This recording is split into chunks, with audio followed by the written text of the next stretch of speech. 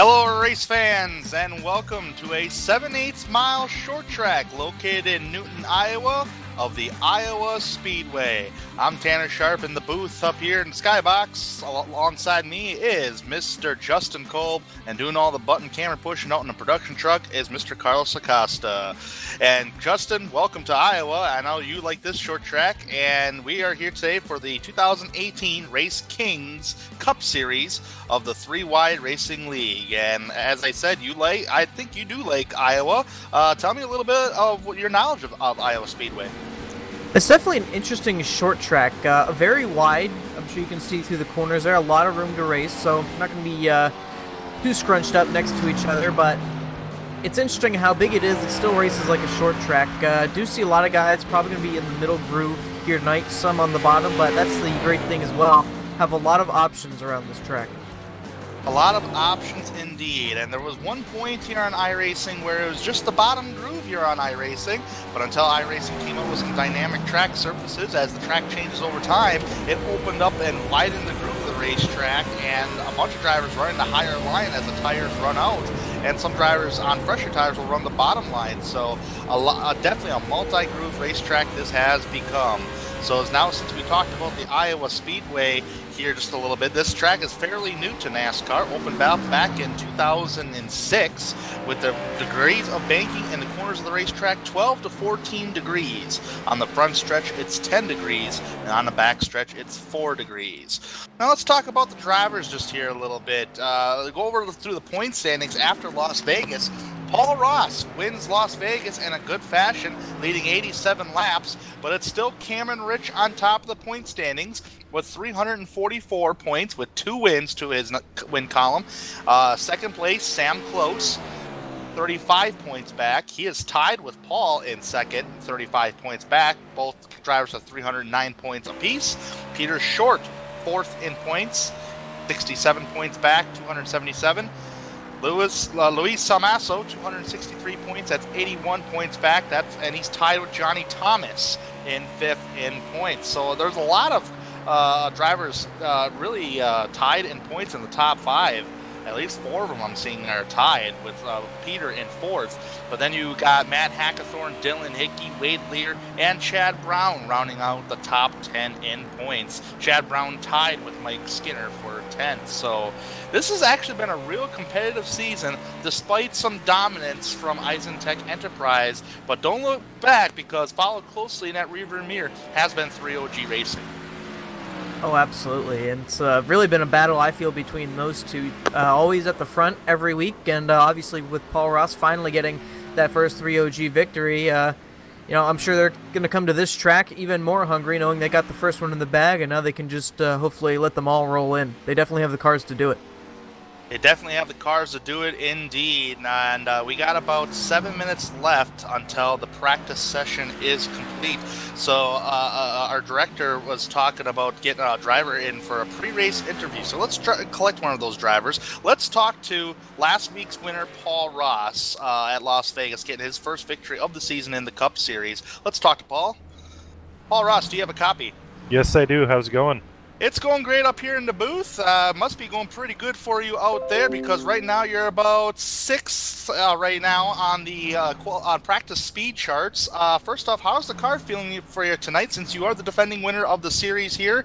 You got the win that last week at Las Vegas in a dominating fashion from what I'm seeing. Total laps led was 87. Do you think you got a good car tonight to try to revisit victory lane for the for win number 2 for the Cup Series? We'll have to see how things shake down. The car's quite a bit tighter than I'd like to drive it. It's kind of similar to last night. It was real snug. At least last night you were able to run a higher line and kind of save the tires and gain some speed. If you run too high tonight, it doesn't make up for running like the middle lane, but the outside does feel a lot better. I'm not sure what that'll do on the longer runs with tire management, but I'm hoping to get a solid top 5 finish again tonight, and we'll just have to see how it goes. Yeah, absolutely. And there was just a recent change with the car setup. Now, everybody in this series runs the same setup every single week, whether it is custom made or it's an iRacing stock setup. There was a change recently from the first practice I believe you guys ran until now. There was a slight change, a little gear change within the cars. Has that been making a difference from the practice you ran, and how's it feeling tonight? Well, new to this series this year, we started running real-world weather. On Thursday when we ran the practice, the projected temperature was 71 degrees. With the default iRacing setup and 71 degrees, we were on the rev limiter about the start and finish line. So a few of us after the race got back together and ran a couple laps to figure out what kind of gearing change we could make to get it out of the rev limiter. We made those changes, and then now the temperature's 3 degrees cooler, which has us back on the chip. All right, that's perfect information from you there, Paul. Any strategy to stay up towards the front before we let you go and try to win this race tonight? Try running the middle line. I don't think anybody will be able to get a good enough run off the bottom or off the top to get around, and just try to stay out of trouble. Usually these races have quite a few incidents either at the beginning or at the end, so hopefully we can keep it clean and get a solid top 5 out of it.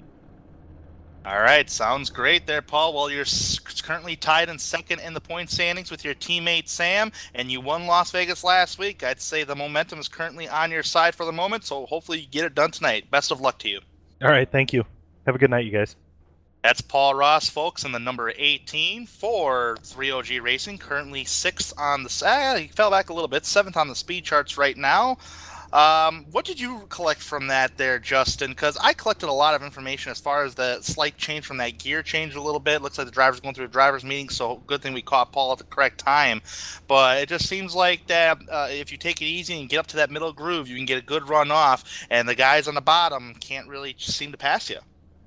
Absolutely, and it all really comes down to momentum. I'm sure we're going to be saying that a lot tonight, but there's always basically a groove at a track where you can carry as much momentum as possible and really get that run off, and really that low line, as Paul said, I kind of agree. It's not really, I guarantee you're not going to have a lot of guys who are going to be able to make up momentum as well as the people on the high side.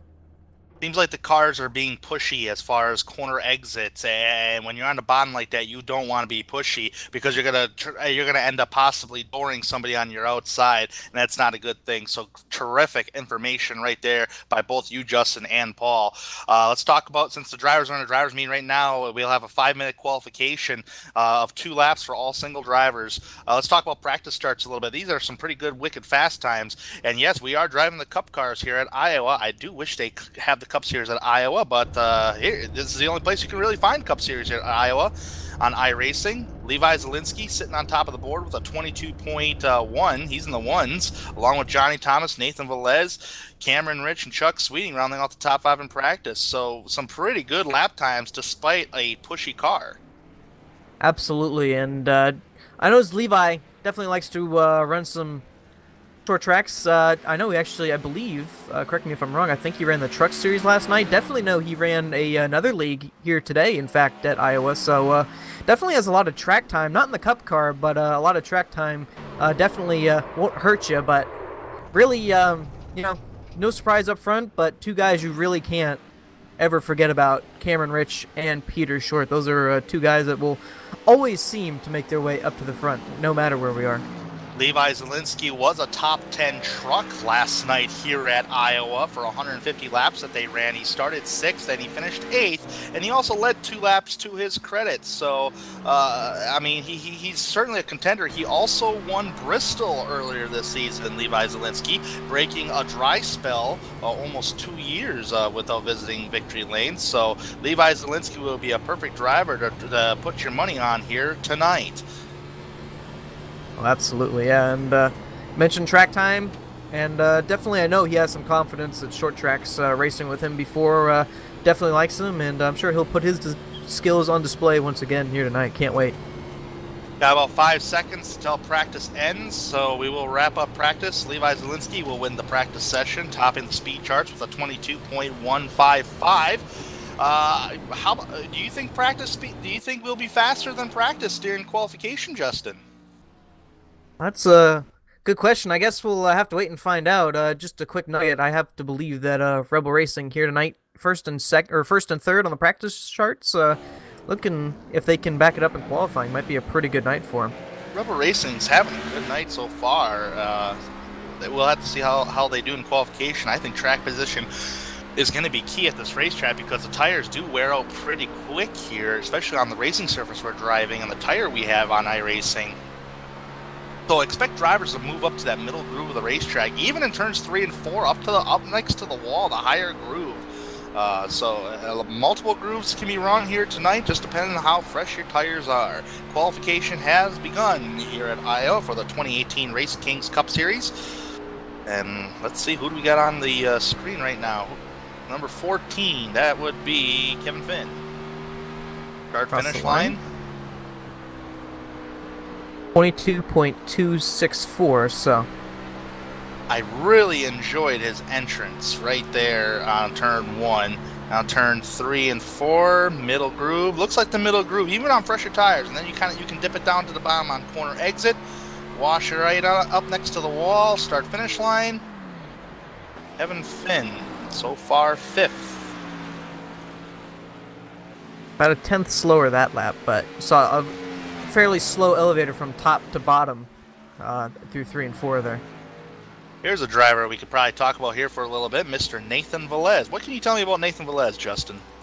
Well, he is the second car I know in Rebel Racing, so already has a up there. But I know from racing with him, he's a very consistent driver. See Cameron Rich in the wall there, but very consistent. Doesn't really get into a lot of trouble, and really most of the times he just quietly makes his way up to the top 5, and sometimes he's able to sneak his way into victory lane. Definitely can. He's got 4 wins to his credit in the 3-wide racing league. His last win dated back in last year in the B-Car series, back at Lucas Oil Raceway. So hopefully Nathan Velez can have a good night here tonight. Who we got on screen right now, Director? Oh, there's Nick Miller. There's another driver that could go to victory lane. I love his Hooters paint scheme in this series, though. Very, very sharp-looking car there. Another car I do like tonight as well is Cameron Rich. Just changed his car up a little bit from blue to white, but kind of looks, in my opinion, a little better, but definitely stands out here under the lights. I know some guys like to do that. Just change up their scheme a little bit for nighttime racing. In the Boeing Ford, Cameron Rich is in. I know Nick Miller's still out there on the racetrack. So far, 14th fastest in qualification. Was, I believe, a top 10th on practice charts. I'm going to confirm that here. Currently 15th with his second lap there. Excuse me, 11th fastest in practice, 15th in qualification. Well, I do think I'm going to check myself before I...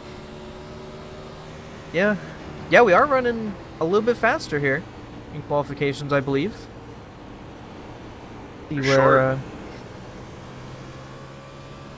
yeah, Peter Short ran a 22.136. So that's faster than what Levi ran in practice. By about 2/100ths, but still a little bit faster.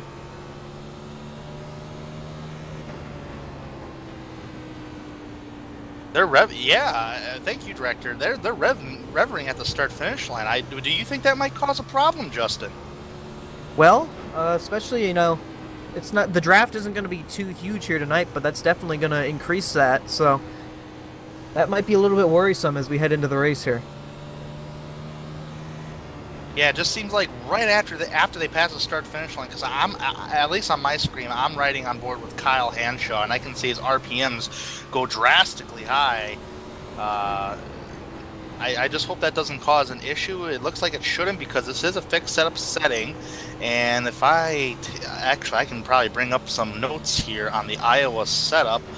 The grill tape would only be sitting at 35%. I do believe they are using the stock setup, so 35%, that's not a lot of grill tape. And just like you said, riding along with him. Definitely, you know, if it was me, I'd be a little bit concerned. That temp can start to creep up there a little bit too with all that high RPM. So we'll just have to wait and see how it goes in the race. As I mentioned, draft may make that increase just a little bit quicker here down the straightaway, but see how it plays out. As that'll wrap it up for qualifying. They'll wrap it up for qualifying, so that means Peter Short will be credited for the pole award this evening. Congratulations to Peter Short. So let's go ahead and probably, I think it's safe to say we can bring it to grid here. So Peter Short currently on top of the speed board of qualifying. He'll be start side by side with Sam Close. Cameron Rich will start in third, and Nathan Velez starts fourth. Mike Stevens starts in fifth. Johnny Thomas in sixth. Chad Brown in seventh. Kevin Finn starts eighth. Last week's Vegas winner, Paul Ross, will start ninth. And rounding out the top 10, Richard Hines. Levi Zielinski will start 11th. A little surprise there with his qualifying run. Don't believe he'll be back there for too long. Corey Lindsey will start next to him in 12th. Matt Hackathorn will start 13th. Dylan Hickey 14th. With Nick Miller 15th. Rusty Webb 16th. Jordan Teal 17th. Wade Lear 18th, Kyle Hanshaw 19th, and that will wrap up the guys who took time. Chuck Sweeting will start 20th. Blackjack position tonight, Luis Samaso starts 21st. Drew Eisenman on board. I don't know if he's driving tonight, but he'll start 22nd. Richard Lafferty will start 23rd. James Duke 24th. And rounding out 25th, Cody Wright. And Drew Eisenman will not be racing tonight. He just turned some laps during the practice session, so there'll be 24 drivers starting this event. It is less than a mile, so these drivers will take 2 pace laps around this place, so they won't go green this time by, they'll go green the next time by. Waiting for everybody to grid up and ready to go here. I'm seeing the majority of the drivers all gridded up. I believe we're probably waiting for our off-track official, Drew Eisenman, but obviously he will not be coming to the grid. Be a pretty good, interesting night. I'm just curious to see how much of a fall off these tires are. I could probably just imagine in my head, there goes a pace car right now, ready to go, and it's going to be all Peter Short in the Mike's Hard Lemonade Ford of the number 22 for Eisentech Motors Enterprises. Going to be starting on the pole. Sam Close, he's looking for, I believe, his first victory of the season. I got to double check my information on that. Yes, he is. He's finished in the top 10 in almost every race but one, and that top 10 was Rockingham. He did not. He finished 26th back there. Otherwise, his worst finish has been 6th. We remember how close he came to his first win last time we were at a short track that was 5 flags, about a car length away from winning that. Definitely had a fast car, and obviously it looks like it's going to be the same here tonight, but that inside line, Peter Short and Cameron Rich, say it every week, can never count them out. Yep, and with Sam, he finished 3rd at Bristol, so you know he's going to be up towards the front. He likes these short tracks. A couple surprises up there for qualification. Nathan Velez and Mike Stevens. So hopefully those 2 drivers have a good night this evening. Pace cars coming off turn 2. We're going to take the green flag this time by, coming to the start-finish line. This is a 7/8 mile racetrack of Iowa Speedway. It is patterned after Richmond International Raceway by NASCAR Hall of Famer Rusty Wallace. 200 laps this evening here at Iowa Speedway. We're getting ready to go. There's a halfway bonus. And by the way, if you drivers are parked by, I think that's 11 laps tonight. Yes. Here we go. Pace cars down pit road. It's me, all Peter Short. Going to get on the loud pedal. Bringing them down slowly. Green flag. We're racing at Iowa. Like some people back in the field didn't get going too well, but already going to take it 3 wide into 1. Cameron Rich wasting no time. 3 wide for the race lead, but Cameron Rich definitely had to back out of it right there, coming off of turn number 2. Peter Short down the back straight into turn number 3. Looks like he's going to lead the first lap. Looks like Velez and Stevens may want to go 3 wide there for a minute. Oh, pushing up the hill goes Richard Hines in the 87 car. He saves it. He did not touch the wall Everybody trying to get around them safely. They're 3 wide, the back of the pack right there. Almost got touched and clipped by Rusty Webb in the 88. This is outside the top 10. Rusty Webb slicing and dicing through the middle. They're number 33 back there. Jordan Teal going through the middle. I was going to say, that's one thing you have to be careful of when you dive it down deep into these corners. Definitely know these cars are going to slide up. Got to be conscious of that. They're going to slide up very quickly. These cars are going to tighten up very quickly. It looks like Nick Miller back there is losing ground on the opening start of this race. Peter Short currently still leading the race right now. Right now he's got a rear mirror and a challenge for the lead by Sam close to the start-finish line. Down in turn number 1, can Sam make that bottom line stick without letting it push up? I don't think it's going to happen. I mean, you got to go for it this early. So far, they're pretty even off of turn number 2. Well, what I was expecting was that the 22 was going to have the momentum off the corner, but obviously I was dead wrong. Here comes Samuel close to the lead. He's going to lead a lap here, and now Peter Short's going to have a challenge from his teammate just behind, Cameron Rich. Bonus points credited to Sam Close for leading that time by.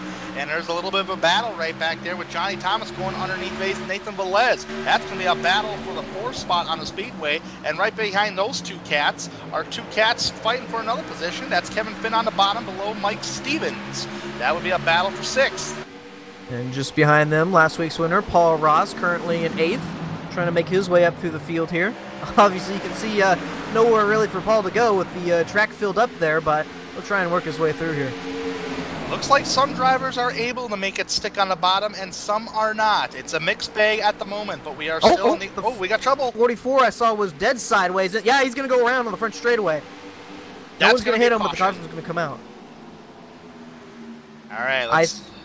I think that was a case of maybe driving it in too deep, maybe caught a little bit of that apron and possibly went around on him.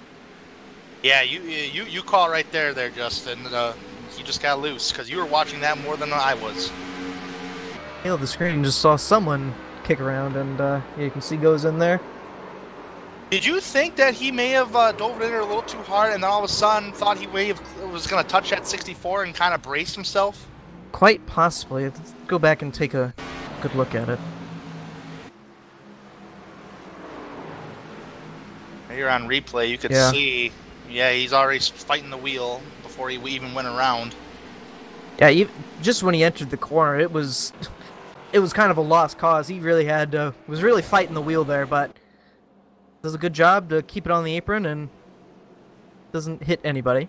So he'll just get 4 fresh tires, and we'll try again here. Good job, Matt Hackathorn's part on keeping off everybody. Pit road is open. Looks like the Lone Ranger is going to be Sam Close all by himself out there. So this is going to be an interesting experiment. Peter Short leads the field to pit road right now. Everybody's on pit road. And Peter Short will have the first number 1 pit stall after collecting the pole this evening. We mentioned before that tire fall-off was going to be pretty big. That was only 9 laps into the race, so... Obviously, they feel tires are probably pretty important. Everybody stopped in their pit box pretty well. Everybody did a very good job getting in their pit box here. Yeah, very wide stalls, I might add. Kevin Finn is already done. And Finn, I think he may have taken 2 tires. He did. And Short did beat Cameron Rich off of pit road.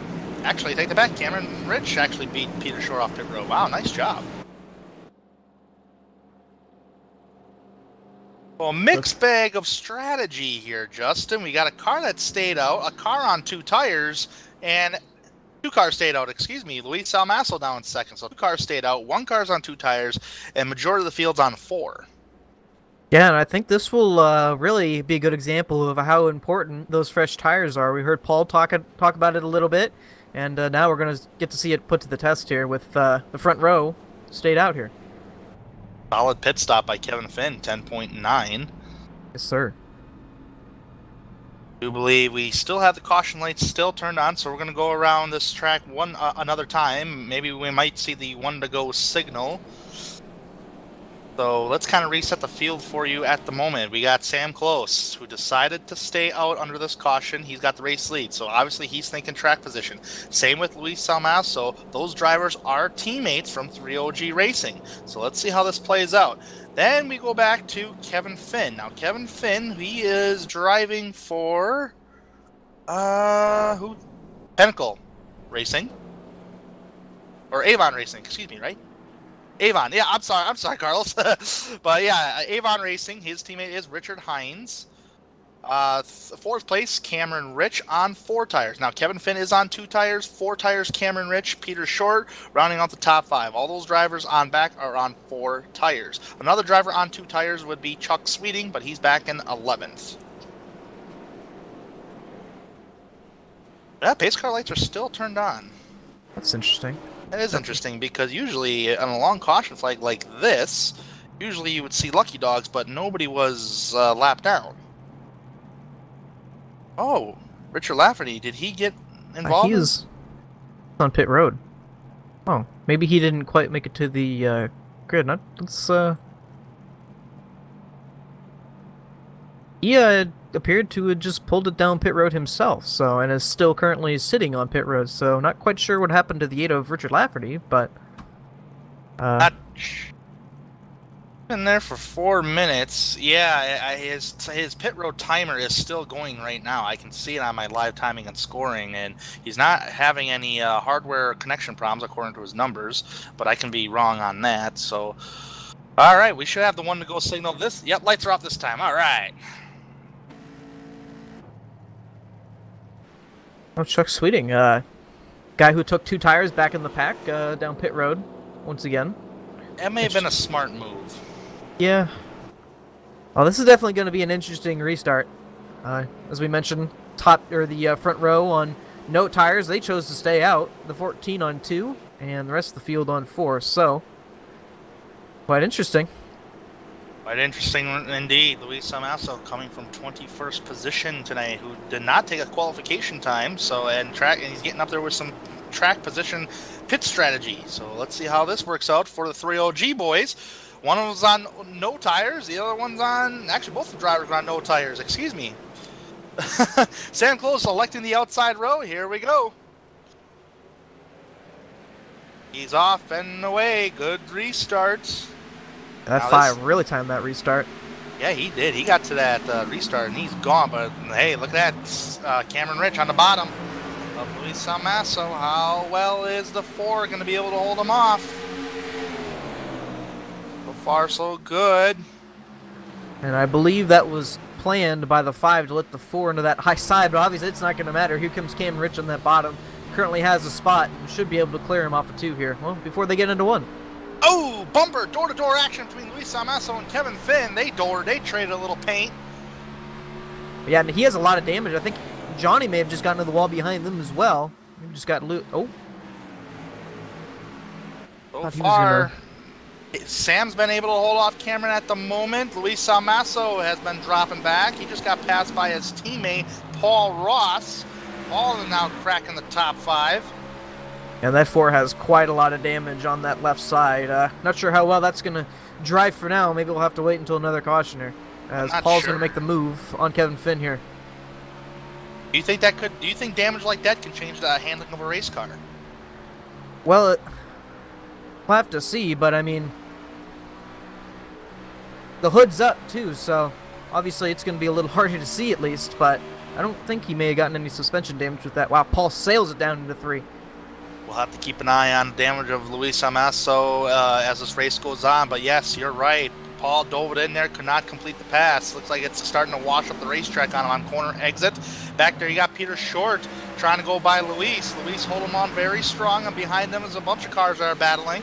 You got Levi Zielinski in the 59 below the 83 of Johnny Thomas. Oh, and Levi just about went around and almost gets Johnny. Just almost clipped Johnny Thomas. Wow. Man. Second time we've seen that, someone getting into the corner, and I don't believe he had any control on the entry there. That got a little hairy for a moment. Absolutely. Battle for the lead. Cameron Rich underneath Sam Close, coming off of turn number 4. Coming to the line, both pretty even. Sam does beat him to the line, though. Momentum definitely helped him off 4 there, but I believe it's going to be no contest here off 2 here. I believe Cameron's going to be able to clear him, and he does.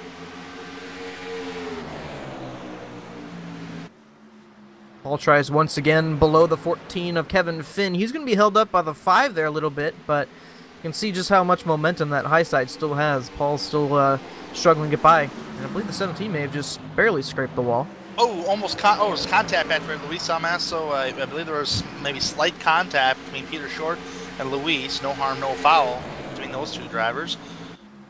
Everybody mainly in the middle groove to the higher side of the track. Paul Ross has been trying to make up some time on the bottom. Has not been able to pass Kevin Finn, though. And speaking of the 4 and the 83 going at it once again here. I saw just behind there that they were having a pretty good battle, and Paul just about pushing him down the front straightaway, Luis said is. Now Kevin Finn's going to try the bottom up towards the front.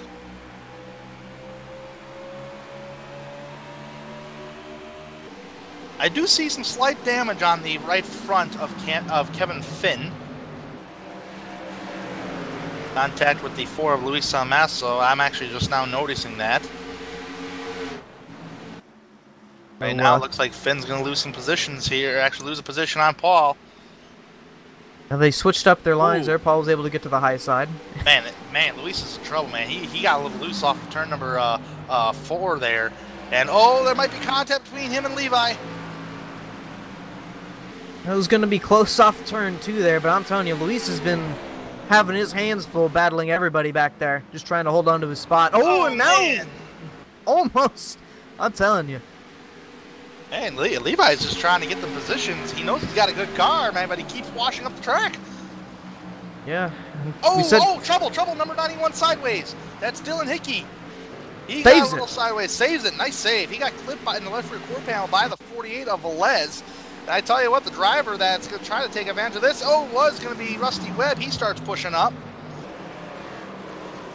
48 pushed up on the 91 there. But they'll all get back to their positions. This is kind of a hornet's nest back here as far as pushing up. Dylan Hickey just slapped the wall just a little bit in turn 2. How about a mess back here? Just trying to... Oh! Thought the 33 was going to push up a little bit more than he did, but yeah, it's... Getting a little hairy back there. Yeah, quite the race back here. Tell you what, I think Rusty Webb back there is doing a real good job trying to hold it. Now look at this, some 3-wide action. Webb's not going to allow that 3-wide to even happen. He's taking full advantages. Oh, what?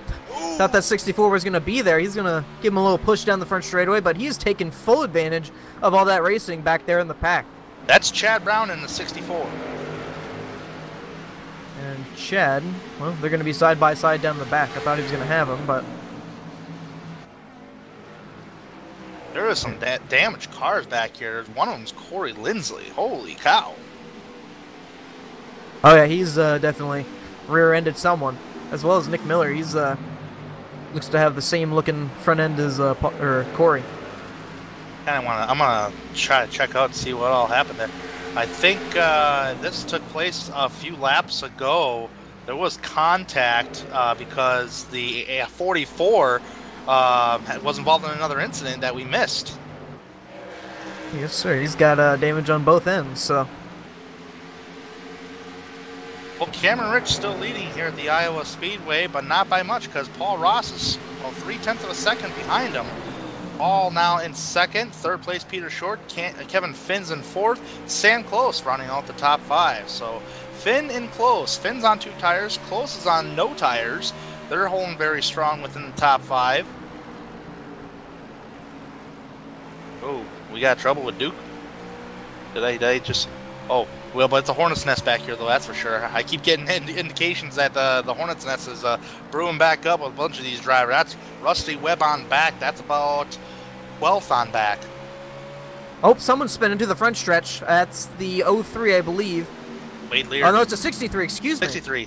That's Stevens. Oh, man. No caution. He was having such a good night. Oh, contact with the 91. Oh, and then hits the 48. Oh, man. Velez. Man. How was that not a caution? That's actually the same thing almost that happened with the 44 earlier, the incident we missed, so... Obviously that little road down there by the pit wall, they don't count, so... Who's running up there? About top 10. I tell you what, Velez got lucky because he's just outside the top 10, sitting in 12th, but that put him back in the hornet's nest back there. Because look at this racing back here. Well, absolutely. Nothing has changed towards the front, with the exception of Levi Zielinski going after Sam close up towards the front. And we'll take that position off 4, so that'll move him up to 5th. Levi showing off some new paint scheme here tonight. Took a look at it before the race started. Zielinski King Auto Parts on that car. Oh man, 3 wide action back here, almost. Rusty Webb on back is just yikes. Oh my goodness. Well, that's the one good thing about Iowa. You have tons of room to do this racing, but it can be pretty hairy when it happens. I don't know. We're only 35 laps in out of 200. This might be a little early for this kind of racing action, but look at that. This is 10th on back. This is about 7, 8 cars, about 10th all the way to 17th, 18th. Excuse me. It's tense, but I'm telling you, they're making it work. It's some close racing, but it's some good racing back here. I tell you what, I'd be nervous back here. Oh, absolutely. Les just got around Rusty Webb. That was a battle for 10th right there. One thing you have in this pack was a lot of damaged cars. Mentioned Velez, but also in here you have Corey Lindsay and Nick Miller. Nothing has happened in the top 5 or top 10. There might be a couple of battles brewing up. I think Peter Short's kind of gunned down Paul Ross a little bit. Paul Ross, 8/10 back of Cameron Rich. Dylan Hickey has gained a little bit on Luis Salmaso. Hickey is a rookie in this series, but mainly the action is all back here from the 33 of Jordan Teal on back. Corey Lindsay going around the outside of the 87 of Richard Hines. For 13th. Surprised these guys are making it work, as pushy as these cars are. Surprising both you and me. As a driver, I'd be frustrated with the kind of racing you'd be doing because you're... Oh, we got trouble? Peter Short almost made contact with the 18 of Paul Ross, and I think that's what allowed the bigger gap now between the two my drivers. Goodness. Yeah, he was sideways through 3 and 4. It almost looked like a dirt track move there. Another case, it's really interesting. That's the 3rd time we've seen at this race where people just entered mainly 3 and just really have no control of the cars. It's quite interesting. I've never seen that before, but... Going around the 63 of Mike Stevens. Oh, cautions on Speedway. I believe the 03 of Wade Lear entering 3 here. Oh, man, there's some heavy... He's torn that car up. There's 2 separate incidents back there. I don't know if our director's able to get a camera on it, but James Duke, a rookie, is one of those drivers who pushed coming off of turn number 2, and just behind him was Wade Lear. Oh, Duke man was sideways, and Cody Wright. Oh, man, Cody Wright. Oh, Nick Miller just got clipped. Oh, he got clipped twice. Nick Miller got clipped twice there. Well... Interesting that both the 76 and the 03 were pushing off the corner, and unfortunately, Cody Wright saw a gap, and unfortunately, as it goes in racing, they close up in quite a hurry. Tell you what, the James Duke doesn't even have a bumper, so very unfortunate for those drivers. They were racing hard in the back of the pack. Now pit road is open. Lucky dog recipient going to go to Mike Stevens with a heavy damage race car. Cameron Rich leads them all down the pit road, and I do believe this is going to be a 4-tire pit stop. I know Sam Close is going to be begging for those 4 tires. No doubt. All right, let's see. No mistakes on pit road, fellas.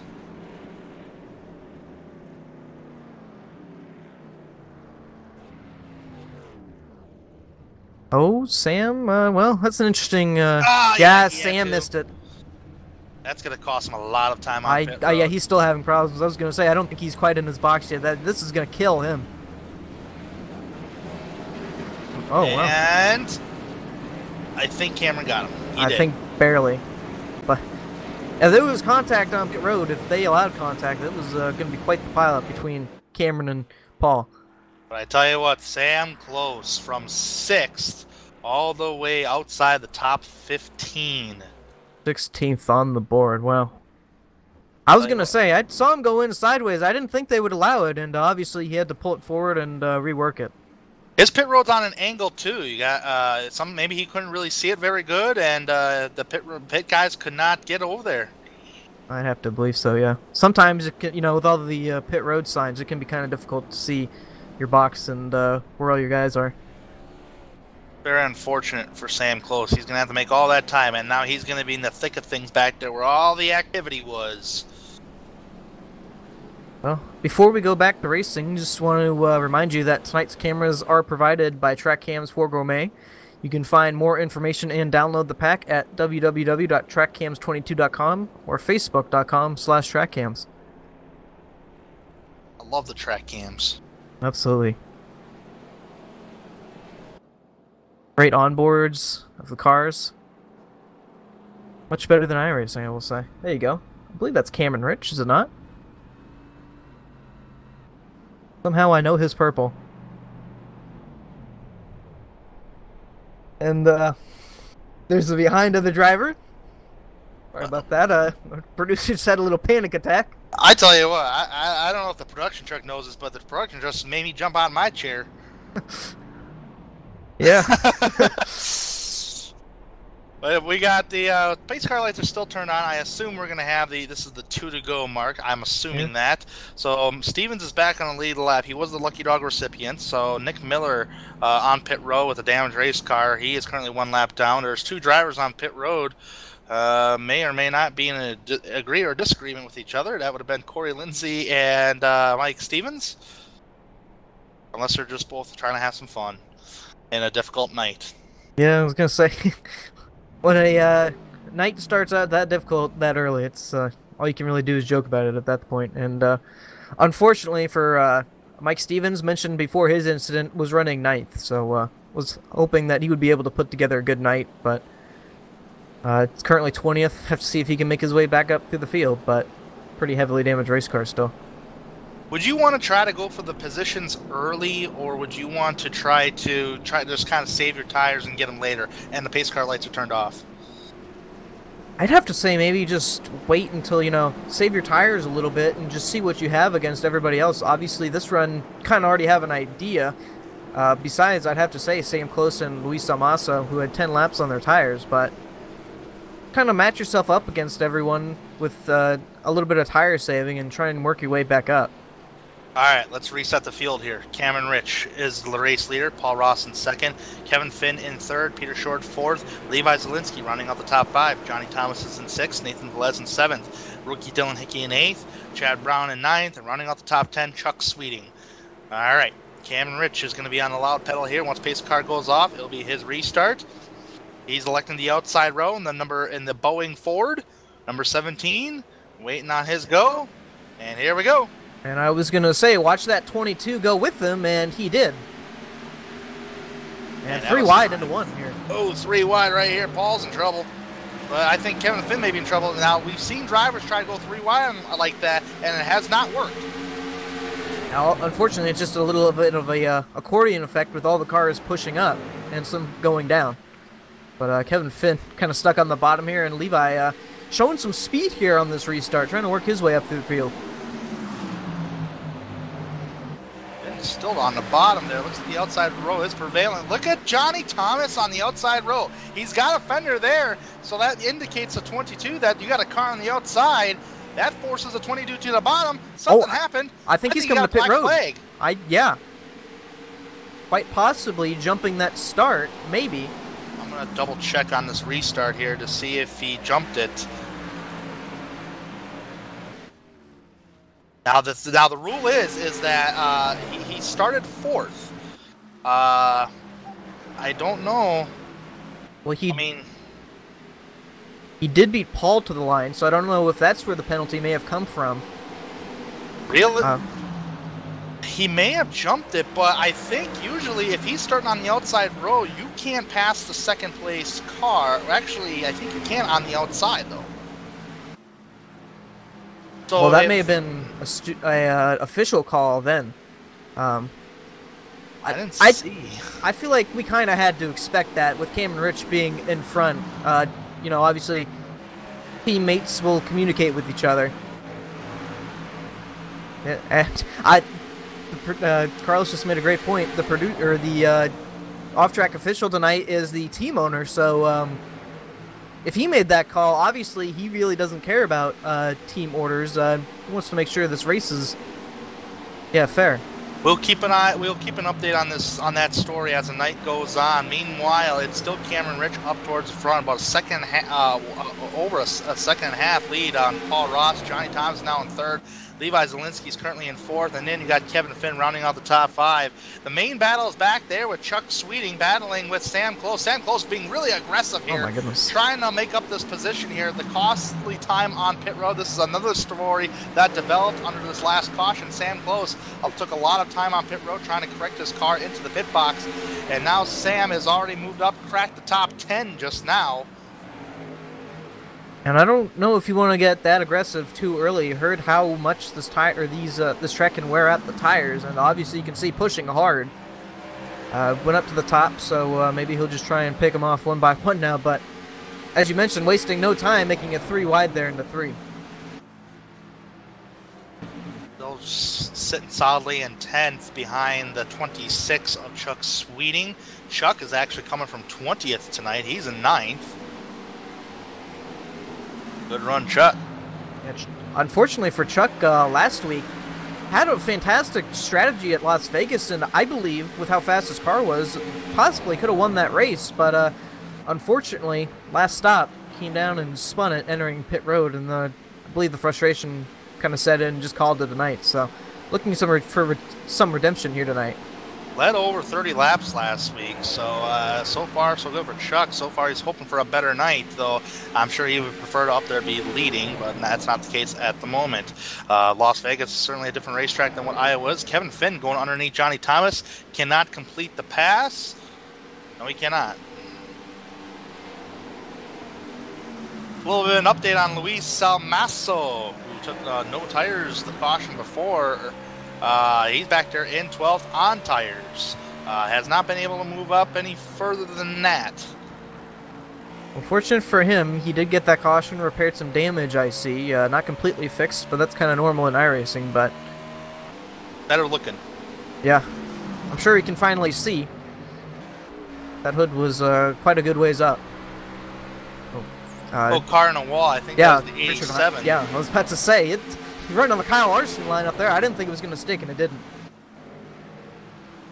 Last time a lot of these drivers were at Iowa. Oh man, now, Chuck's speeding. Yeah, I was going to say it holds up Chuck there. Obviously a difference in momentum. Oh, and Chuck's really having some handling problems into one there. Held on to it, but it could have been interesting.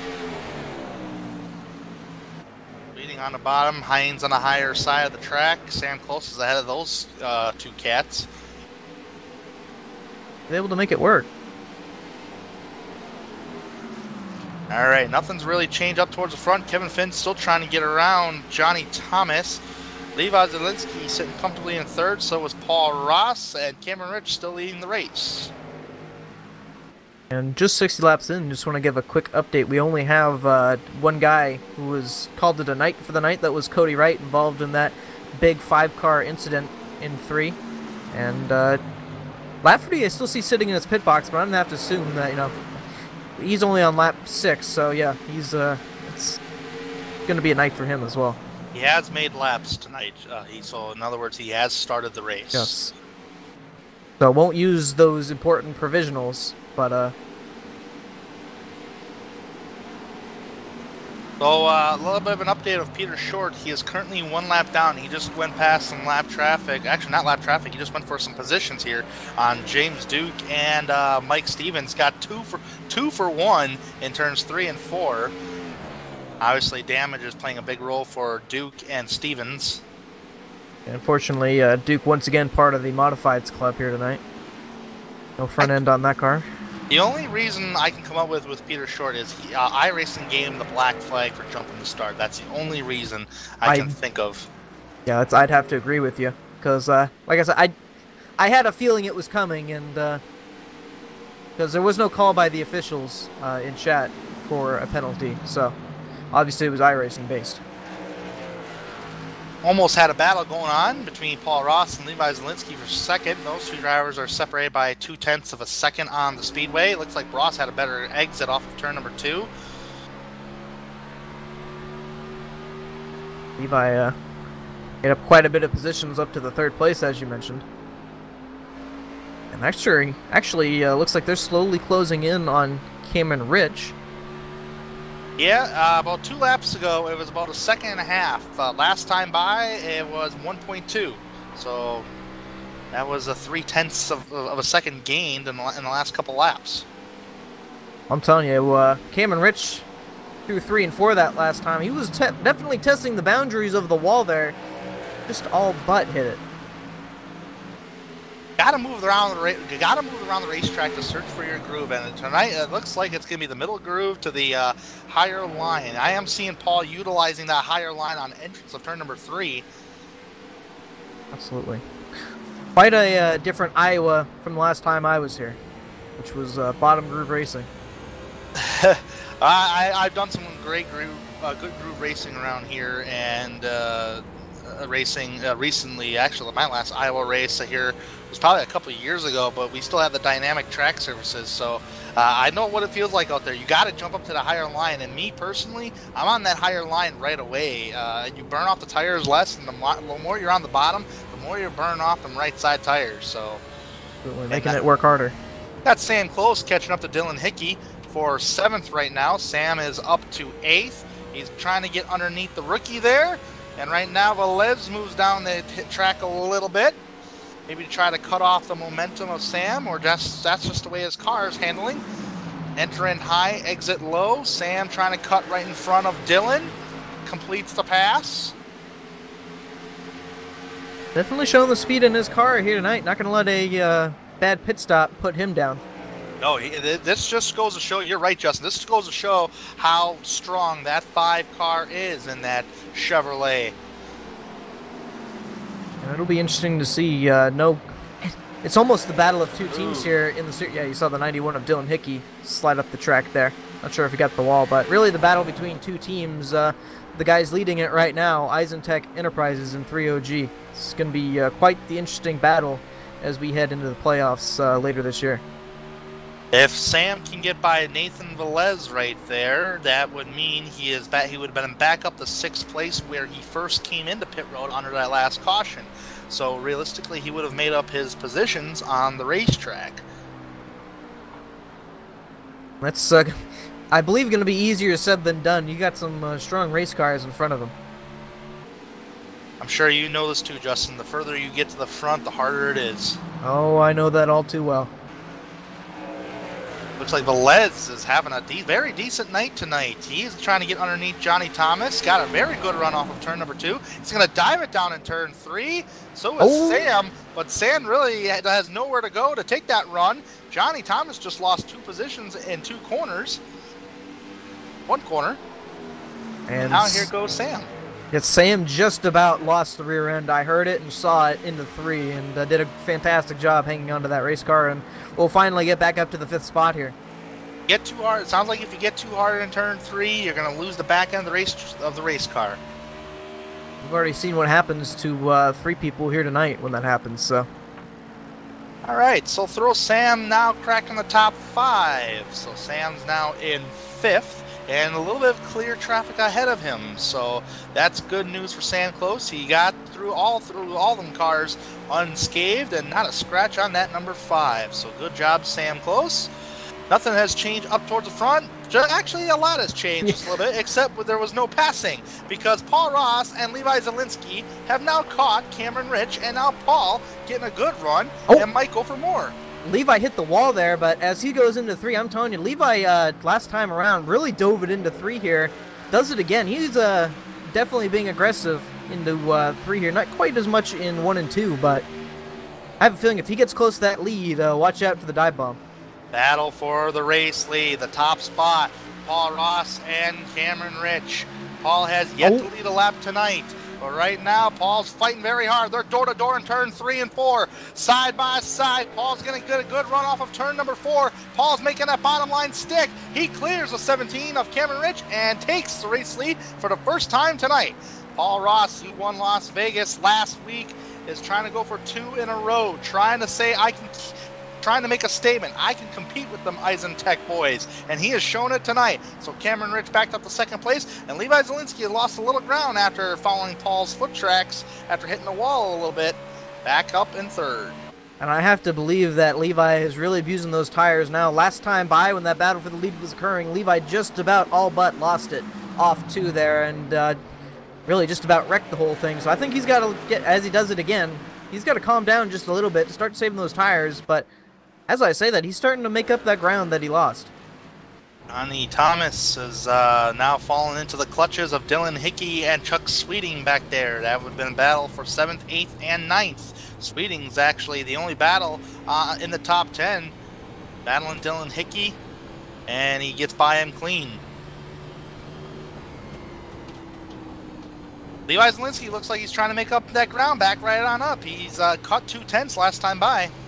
And he's been really the only one who's aggressively used that bottom to try and make up ground. Obviously, as you mentioned earlier, that's going to really tear up that right front, but I don't think that really matters to him right now. He sees that lead, and so does Cameron Rich. He's going to try and fight back for it here. Didn't quite have the momentum off 2, but I have to imagine he's going to try again at 3. Battle for the top spot, brewing up once again. Cameron Rich now trying to take it right on back. And Paul, he wants to continue to work with that clean air. And I know Paul likes this racetrack. I think he likes this racetrack. So, Paul, if you don't, I apologize. But so far, he's doing a really good job on holding his race lead. Cameron Rich gets a very good run off of turn number 2. Doesn't look like he's been able to take it anywhere. Does not dive it down. But the driver that does dive it down is Levi Zielinski, trying to battle for second. I'm telling you, man, he's been so aggressive, and the minute these guys get side by side, I'd guarantee that 51 or that 59 is going to dive down to that bottom and try and make it 3 wide for the lead. Zielinski knows he's got a fast car. I mean, how frustrating can that be? Just a little bit there, Justin. You were the fastest car in practice, and you qualified 11th, and you have yet to lead a lap today, even though you have it in your mind that you have a fast car.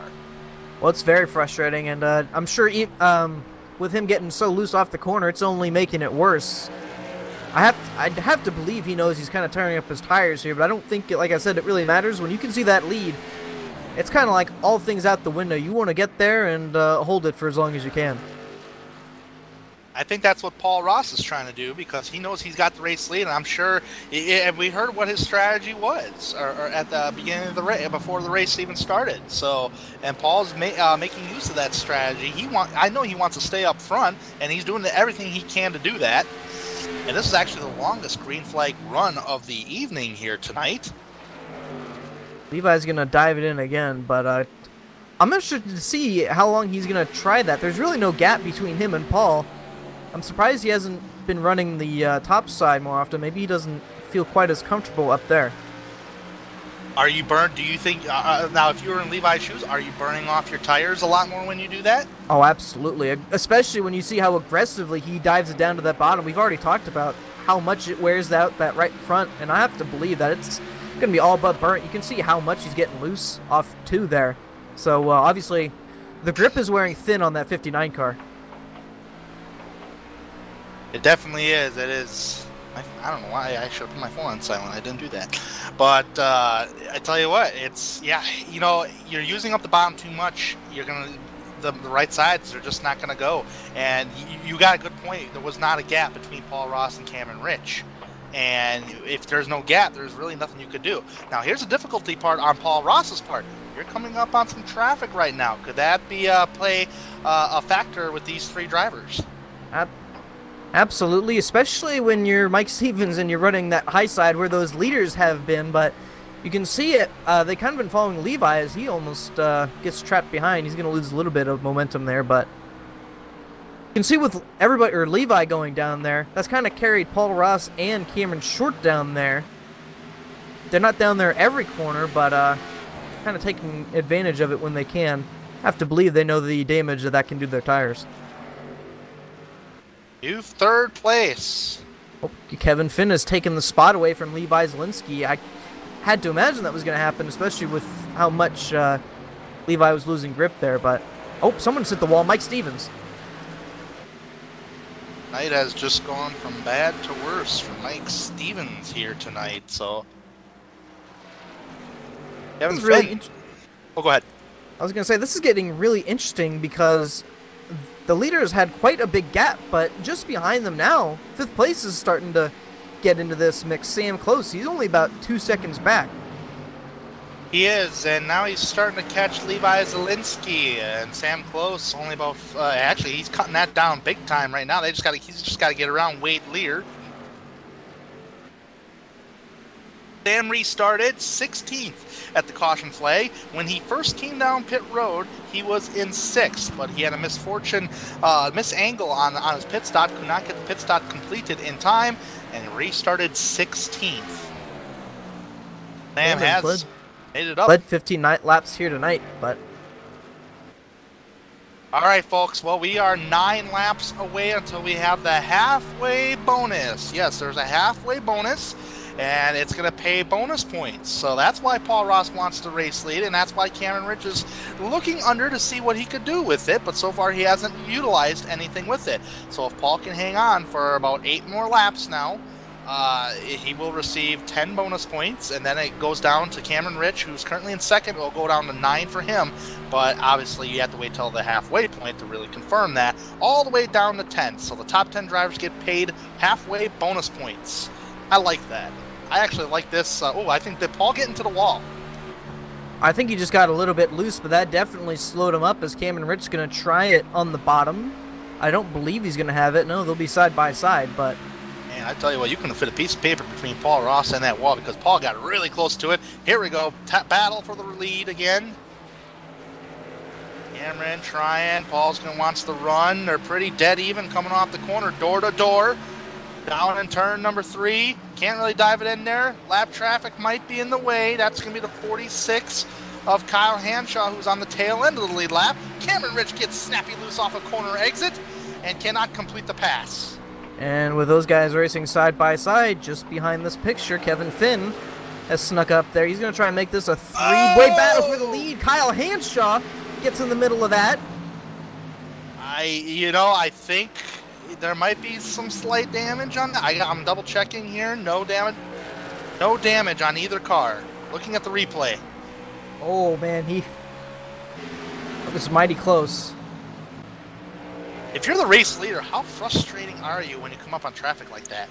It's very frustrating, especially when they're in, I'd have to believe, his preferred lane, as just behind Kevin Finn going to try and take the 2nd spot. Tanner, I have to believe that, at least if I was Kevin Finn, I'd push as hard as I can here. You only have 4 laps to go to that stage end, or that halfway bonus point.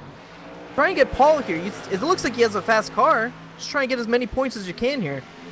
Paul's going to hold on to that line. He's got clean traffic ahead for the moment right now. And as long as there isn't anybody in front of Paul to interrupt that, because he's got to hold on for 3 more laps, Paul should be okay. He does have some rear end damage, though, from that incident.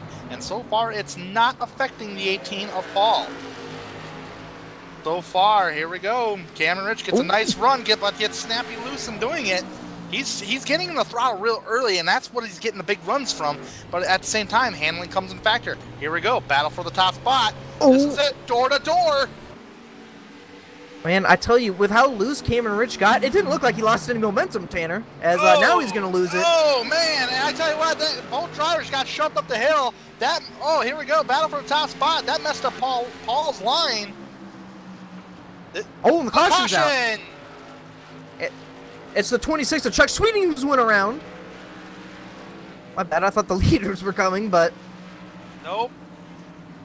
The 26 of Chuck Sweeting went around in, looked like turn 3.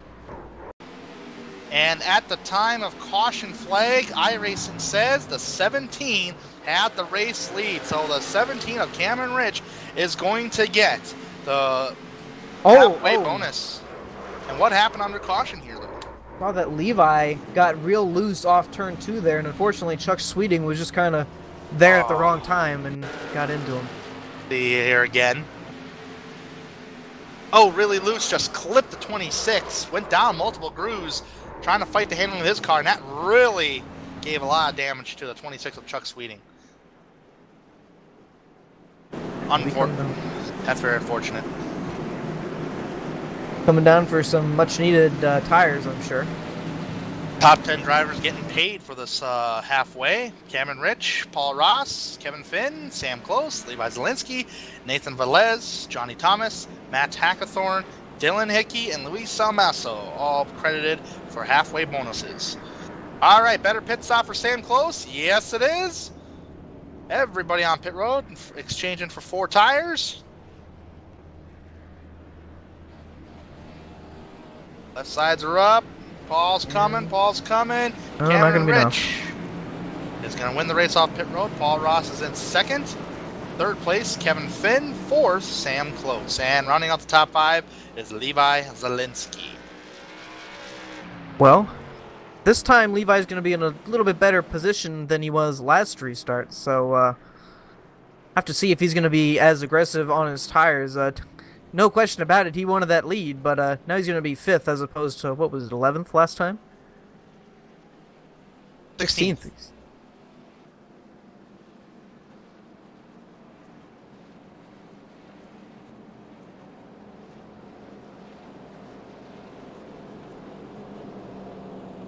All right, I'm just trying to catch my breath here and a drink of water. Yeah.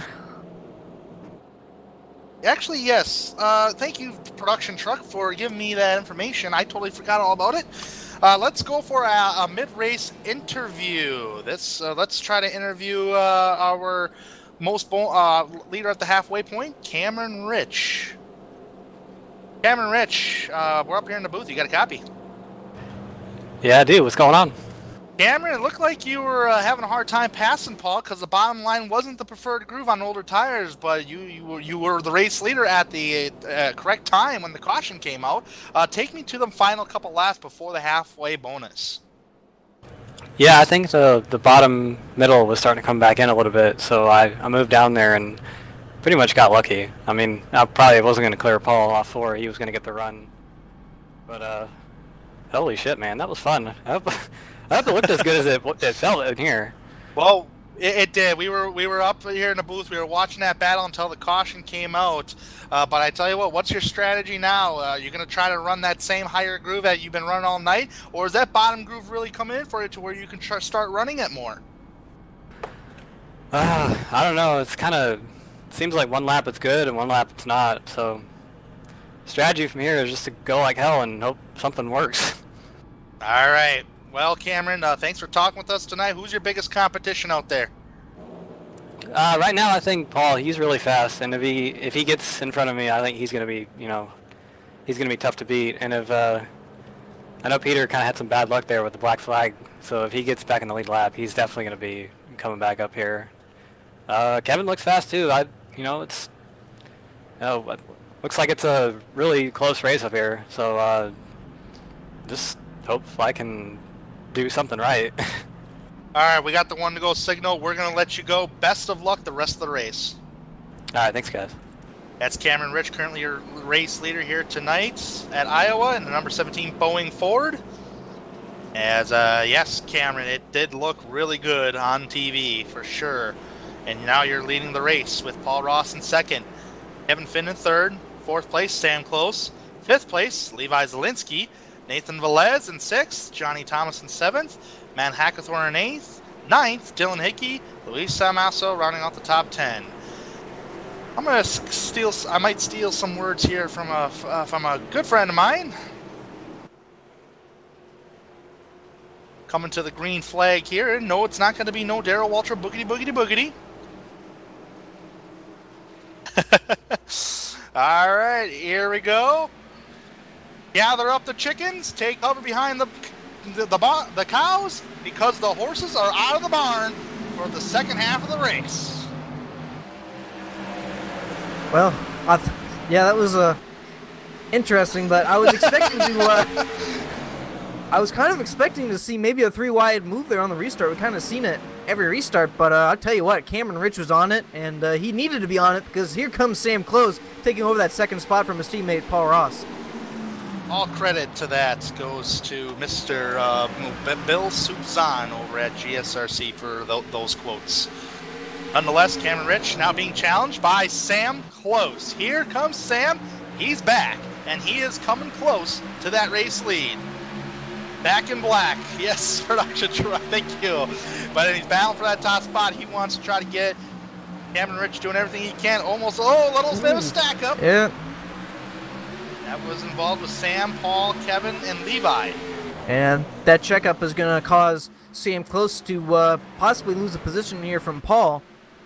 I believe the momentum will carry Sam to second here still. Yeah, that's battle for second. Oh, and the 59 oh, just about went around, did he? No, he saves it. Wow. I think it was the same situation this time in one, though, just getting in and just no control of the car. I was just about to say, you're the one that caught that there, Justin. Good kid, good eyes. I know a sideways car when I see him, I guess, and now Levi Zielinski going to have some more work to do. Yeah, production truck called it. I lived it. Nonetheless, Sam Close was battling with Paul, and that was actually a thing that Cameron Rich liked because he put a little bit of a gap on those drivers. Kevin Finn still remaining in fourth. Nathan Velez, the top five. Levi Zielinski backed up to the 9th position, and Levi wants more. It looks like he's going to start going under Dylan Hickey. This is the first side-by-side battle on the track within the top 10. Battle for 8th spot. There's Levi and Jordan Teal now cracking the top 10. Teal's been very quiet all night tonight. And Matt Hackathorn trying to make his presence known, trying to get back up there in the top 10. Peter Short, I tell you what, has not been making up a lot of positions, but the problem is he's a lap down, though, and can't really go anywhere. Yeah, I'm kind of surprised that he wasn't able to get his laps back. Well, as I say that, you know, lap traffic can definitely play a factor in that, but definitely had a fast car here tonight, and it's looking like circumstances possibly going to put him with a bad finisher. Still have 89 laps to go, but he is the first car lap down, so if we do get a caution here, you'll get the lucky dog.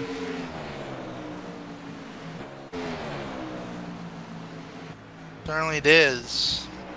Cameron Rich still leading. I think there might be a battle brewing up between Finn and Ross. So far, Finn hasn't been able to do anything just yet. Finn's been up there really all night long, along with Ross. Sam Close coming back from a pit road miscue. And there's a battle going on actually right now that's brewing up between the 83 and the 48. That is Johnny Thomas and Nathan Velez. Velez in the 48, Thomas in the 83. Looks like I might just give up that position for now. I'll get you later. So now Johnny Thomas goes up to 5th, Velez into 6th. That's a driver we haven't really gotten to talk a whole lot about yet this season, Nathan Velez. So good on him, having a good run here tonight. Just lost 5th, but still got a long ways to go here. Long way to go indeed. A little ways to go, yeah, that's for sure. A lot of time yet.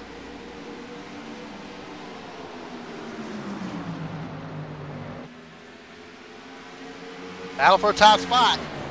Sam Close challenging Cameron Rich. Sam wants the race lead back. And by golly, he does deserve it, but he's going to have to work for it. I know Cameron's not just going to give it up. Got him to the line last time by, but Cameron's still holding on to that middle to high groove. Now these drivers keep on battling. Here comes Paul Ross. Sam's really racing them. Side by side, door to door. Maybe trading a little paint. I'll give you black, and then I'll give you white. To the line, dead even, but Cameron beat him. Looking like... Oh, in contact! 17! He's going to save it! Wow. Unbelievable. Well, I was just going to say, it looks like round 2 from 5 flags, and it looks like the same situation from 5 flags. Hey, Kyle Petty, that's incredible. Yeah, absolutely. Yeah, you're right. That was like a reminiscence to 5 flags. And I know Cameron knows Sam always races him clean. Sam, same thing with him. Cameron always races him clean. That was just a little misfortune right there. The hard, aggressive racing for the race lead. But Cameron knows he's fast enough to get back up there. believe me, if Sam can probably come back from 16th under a green flag condition, I'm sure Cameron can get back up there.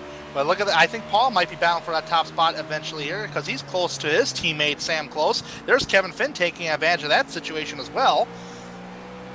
You mentioned it. Just good, hard racing there. And I think we're about to see some more of that as the two teammates try and battle it out here.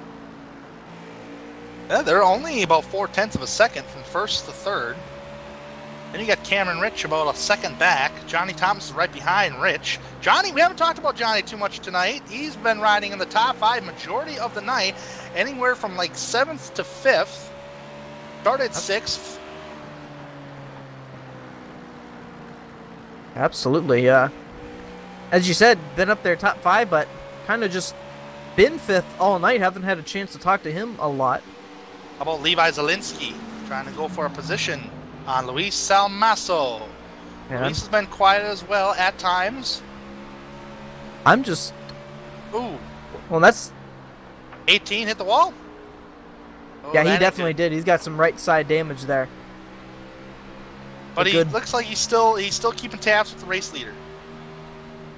I hope it wasn't hard enough to do any suspension damage. Doesn't look like it, but...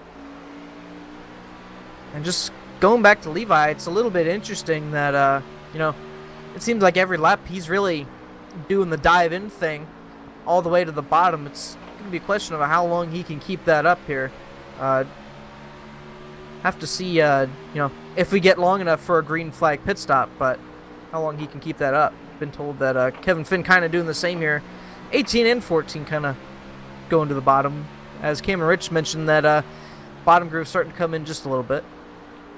Yeah, Cameron, I want to see what he does when he catches Finn or Paul Ross, just to see if he can utilize that bottom to see if it's going to work. Did notice that, like we said, the battle between the 18 and the 17 when the 59 was catching them. Once the 59 started going to the bottom, it seemed like they started to follow, maybe thinking that Levi was onto something.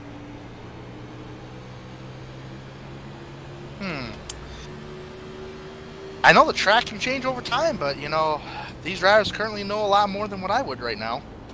Yeah, and a heck of a lot more than me, I will say. All right. Well, so far, so good. We've seen some great green flag racing here tonight at Iowa Speedway. You are currently watching the 2018 RaceKings Cup Series of the 3-Wide Racing League here on 3-Wide TV. Right now, not really any good battles going on right now. I'm not really seeing everybody kind of fanning out. Well, now we got one going. Johnny Thomas and Nathan Velez going to try and go at it again here. Remember what I said about Velez saying, "I'll get you later"? Yeah. Caught him. And look at this, return in favor. Because Johnny, I know Johnny is a guy that doesn't really give up positions easy. He's a very clean racer. And right now he just gave it back to Velez. So this is great respectful racing between these two drivers. Absolutely.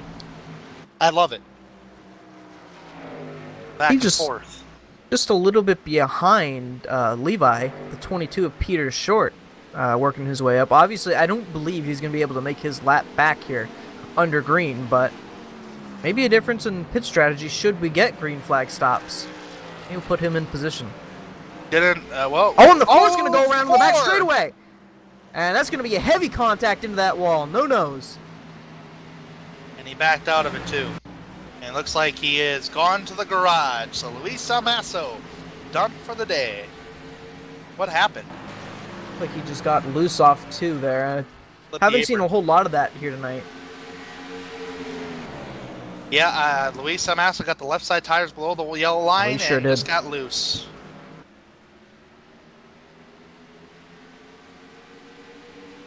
Yeah, he was off the racetrack. That's why we didn't get a caution there. So, we stay green. Man, you could probably fold the top 4 drivers over a blanket by now, can't you? Oh, absolutely, yeah. And I believe the battle for the third place is going to heat up here between the two Fords. Yep. Kevin Finn and Cameron Rich. It'll be a good battle once they start battling. I want to see Cameron use that low line, just see if it's really coming in that good, as Cameron possibly had stated.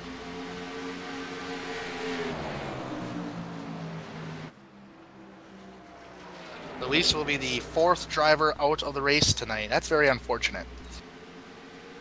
Currently only have 15 cars on the lead lap, with Peter Short and Mike Stevens being 1 lap down, Nick Miller 3, and Luis Almaso, Wade Lear, Chuck Sweeting, Cody Wright, and Richard Lafferty out of the race. 5 drivers. Sorry about that. Yeah, thank you, Director. I'm not counting very good. All right, you can fold a blanket over the top 4 drivers, 0.7 of a second. Soon we'll be seeing those guys battle eventually. Then you got Nathan Velez, who's in 5th, and Levi Zielinski, who passed Johnny Thomas. Levi now up to 6th, Johnny Thomas is 7th. Johnny's been having a very quiet night tonight. Let's talk about Johnny Thomas just a little bit, since there isn't a lot of battling going on out on the racetrack. We just received note that Wade Lear has lost connection to the race. But nonetheless, Mr. Johnny Thomas, currently 5th in points, tied for 5th. He will be 5th after this race because he was tied with Luis Almaso. But he's got a string of top 10 finishes ever since Daytona. And looking at the replay here... Oh my goodness. I had noticed that battle behind in the pack and was going to say something, but... Boy. Jordan Teal having a night. Quiet night, but at times... you know, getting your heart rate up a little bit. But yeah, there's Velez right there on screen. Johnny Thomas dumps to the bottom. Johnny Thomas has finished in the top 10 in every single race under the points, under point races so far this season. So Johnny's probably one of the most consistent drivers to finish in the top 10. And look at 3-wide action. Peter Short trying to make up time. There's the 48 of Velez. I was going to say, he is not racing for position there. He's more racing for, as you said, time, and just trying to make up as much time on the track as he can to the leader currently. I think Velez might be backing off here just a little bit, maybe wearing out the tires just a little bit, waiting for him to cool off. He's right now being challenged by Matt Hackathorn. Peter Short just passed Johnny Thomas, not for position though. Peter Short trying to hope for a caution flag to get back on the lead lap. And speaking of battles, let's as Cameron Rich took over the 3rd place from Kevin Finn, so Kevin actually lost a bit of time there. He's about a second back of Cameron now. And now he's going to hunt down Paul Ross. Oh, Kevin Finn actually hit the wall a little bit there and just about hit the inside wall on the back straightaway. That's what lost him all his time and his 3rd place. Finn had some previous damage with previous contact with Luis Almaso earlier. That was the number 4 car who's now out of the race. Starting to put some pressure on Paul there, who goes to the bottom. Paul on the higher line, Cameron in the 17. These 2 drivers are the most recent winners in the Cup Series, Paul Ross and Cameron Rich. Cameron Rich winning 5 flags, and Paul winning last week at Vegas. Sam's just pulling away, but he wants to see a battle between these 2 drivers. I keep thinking that Cameron's going to get closer than he really does with how much he dives it down into the bottom there. He's making good time, but just doesn't look like he's able to get anywhere, really. Can't produce anything yet. I think Cameron likes that high line. It's just like I can't get the run on the corner exit. The run I really need.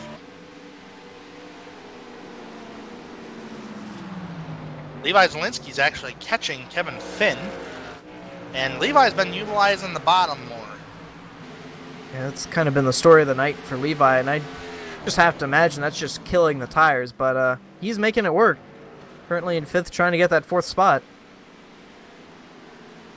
Cameron Rich just got a big run on Paul Ross, because Paul was driving the bottom. Dives it in there. Should be able to take that spot. Can't clear him. Well, nope. That's the difference in momentum for you. And just about 5 cars back of this, Peter Short, slowly but steadily working his way back up to the front here to try and get that lap back under green. That'd be quite impressive.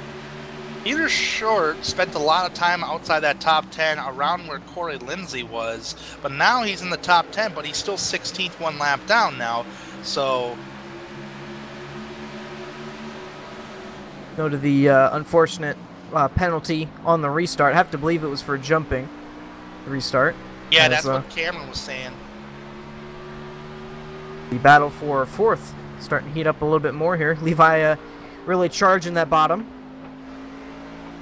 Levi's really trying to make that bottom work. He's trying everything in his power. But, yeah, let's go ahead and try to, since there's some battle on the racetrack, we'll keep it on screen. Actually, there's some contact between Hackathorn. Yep, I was just about to say Hackathorn and Short. Goes through the grass, but able to save it. Not for position. Hackathorn got into the left rear quarter panel. Peter Short, tremendous save by Peter. Uh-oh, he might get back on him right now because they're side by side again.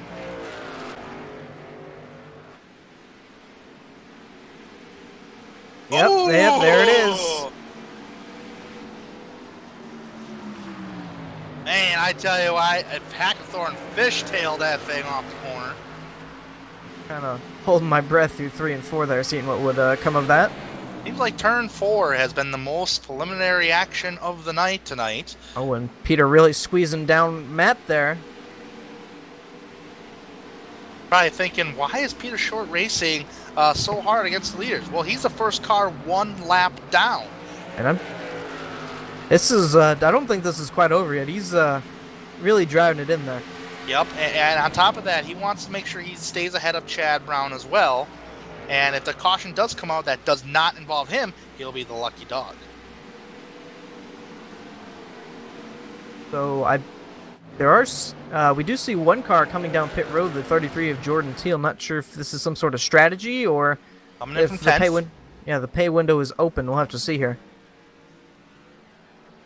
Well, I'm gonna check my live time and scoring. How long they've been out there for? Yeah, it's about time. So we should see drivers hitting pit road soon. I did say at the top of the show approximately about 55 to 65 laps, but of course that can change. I am seeing some more battle on the racetrack. Where was that? That was Levi Zielinski and Kevin Finn. That was 4th. Oh, there goes 17. Of Cameron Rich to pit road. Obviously, this will be the only stop they'll have to make here. Should we stay green the rest of the night? I'm sure if we get another caution, it's going to bring everybody to pit road. Pit road speeding limit, 40 miles an hour. And here comes Sam Close now, and the 18. Two teammates pitting together. Kevin Finn takes the lead. Levi, Johnny, and Nathan just behind them as well. So, looks like the window's open. 50 laps. I never thought I would see green flag pit stops on a short track, but this is kind of cool. Yeah. I was going to say we were going to talk to the race official, but we're going to leave him be for now.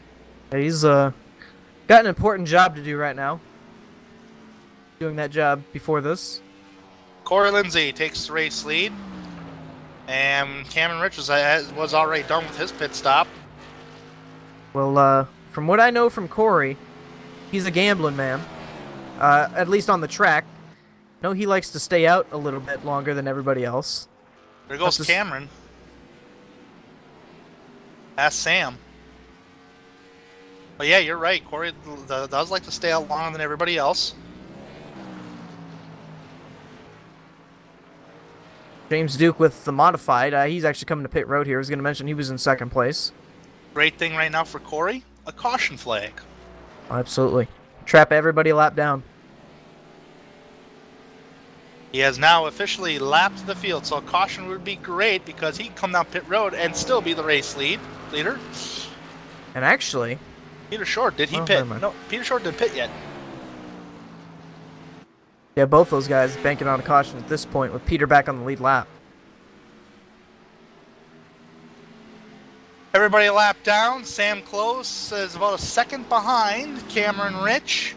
And once these green flag pit stops do cycle around, once we see Corey Lindsay and Peter Short down towards the pits, We will see Cameron Rich retake the race lead. There's some battling going on back there. Johnny Thomas, Nathan Velez. Those guys have been like magnets tonight, just can't get away from each other. That is a battle for 9th right now between those two drivers. And right ahead of Johnny Thomas is a battle for position. That would be Matt Hackathorn in a 44. Oh, Duke up the hill.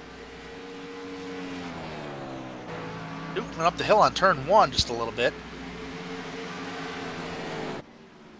Not for position. James Duke is 2 laps down now.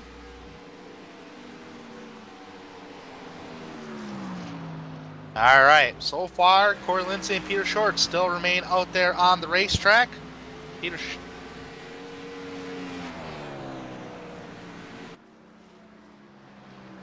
Corey not coming in yet. Thought I heard him slowing down, but he'll keep on the track here, and Cameron Rich going to come around to get his lap back here. Well, here's the difference in time. Corey Lindsay, 23.934. Cameron Rich, 22.662. Yeah, that's quite the difference there, a full second. Gives you an idea between fresh tires and old, and why they're so important. As you said, Justin, Cameron Rich gets his lap back, and now Sam Close is going to try to work on that. And he does. Paul's not too far behind. Oh, we got trouble. I think Corey just tapped the wall there. I'm not sure if that was... Oh, he's still towards the wall. The car kind of bounced up in the air there a little bit. That was interesting. Definitely tell he's had a rough night. Not really seeing any battles on the racetrack anymore.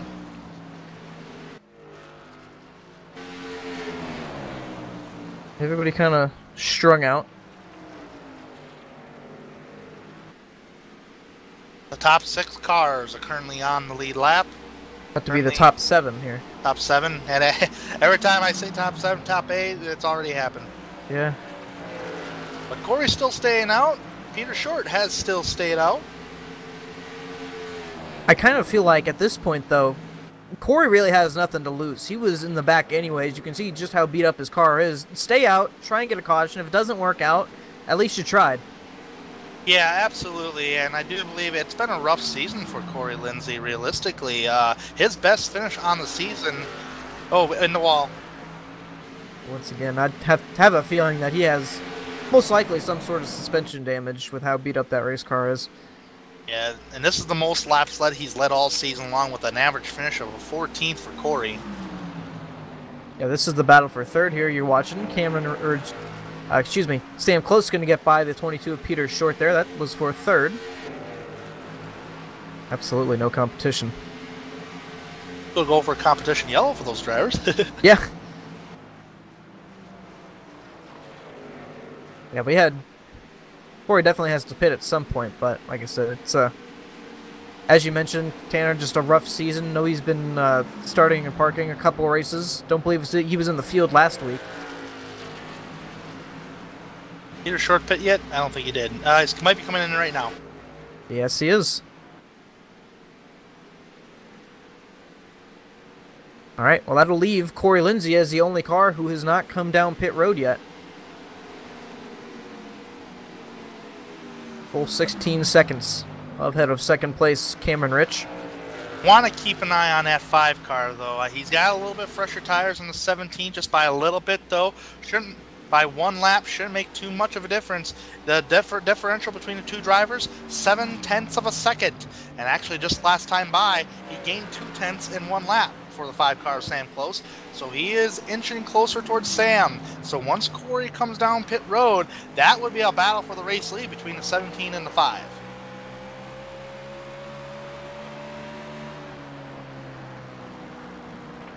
Paul Ross not too far behind either. Yeah, he's 3rd, and Levi Zielinski not too far back there, about 5/10 back of Paul. So. Oh, Corey, I think he hit the wall again.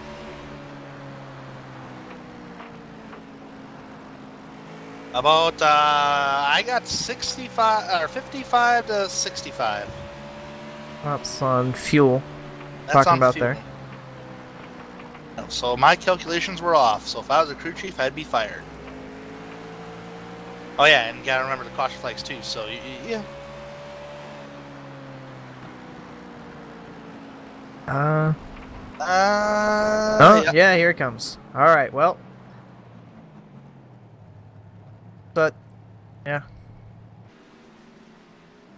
So, traffic getting away for Cam and Rich. This might be a beneficiary factor for Sam Close because right now Sam's going to take the race lead while Corey's on pit road. That's what I said. Oh, I mean Cameron, my bad. Getting the drivers all mixed up here, but Sam is it's striking distance eventually. Got 0.5 of a second behind. and the drivers are kind of everywhere at this point, so.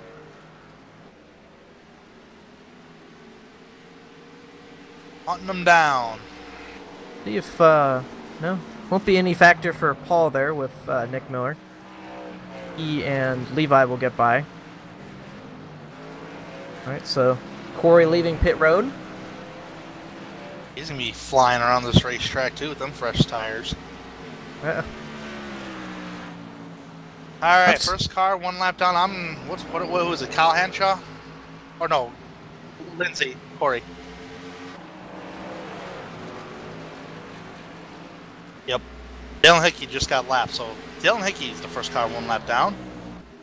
And, yeah, Peter currently, the last car 1 lap down, the next car being Mike Stevens too, so. Well, here's the kicker, the reason why Peter's short. Now, he has fairly a clean race car, but he was one of the drivers that stayed out longer. So the other drivers that were battling Peter short for that lucky dog spot pitted earlier, which means they gained a bunch of track position on Peter Short, a lot of time on the racetrack. So that's why Peter Short is no longer the first car 1 lap down, currently in 16th at the moment. And plus, it doesn't help when you got other drivers going a lap down.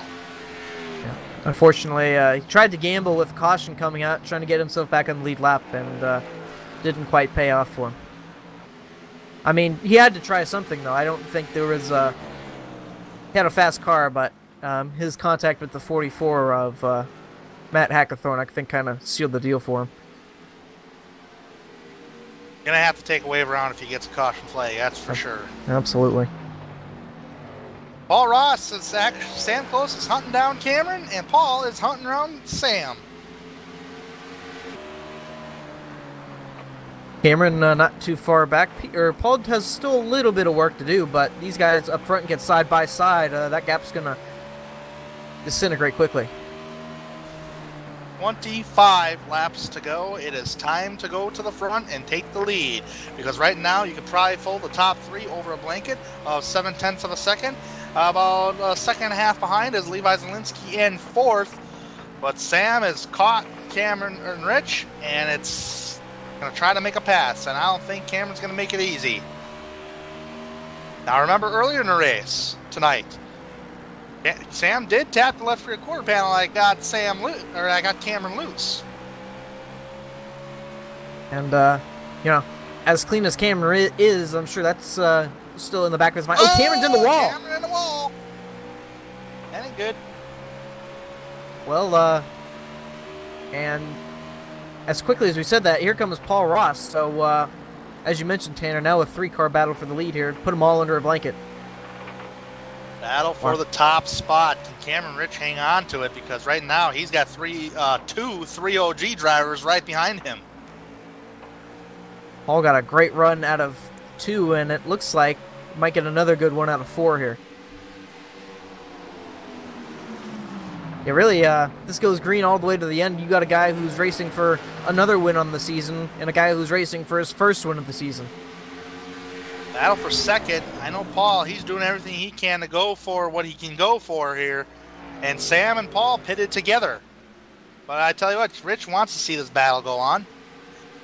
And correct me if I'm wrong, I think we've only seen one change. Actually, we've seen a couple changes, but I think Paul was the only one that could pass Cameron Rich under a green flag condition.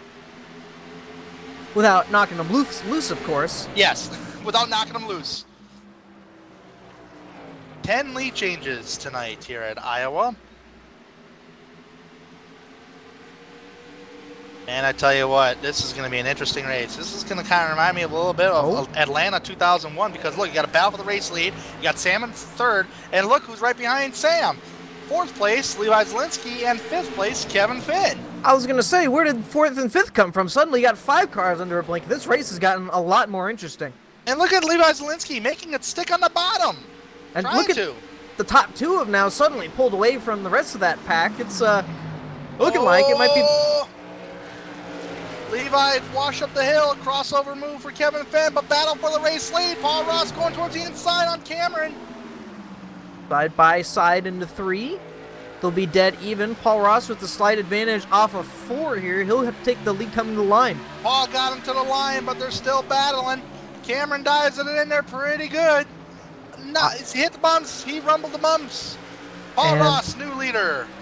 I was gonna say it looked like that middle groove was starting to get to be a better line than that high side. Looking at the momentum from the air here. 3 cars going for third. Sam Close, Kevin Finn, Levi Zielinski, fresher tires, Corey Lindsay a lap down, has nowhere to go. Levi washed up the hill.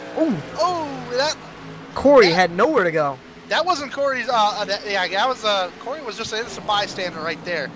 That little bit of a wash up the track by Levi messed up Corey. Well, at this point, Paul's just kind of hoping that.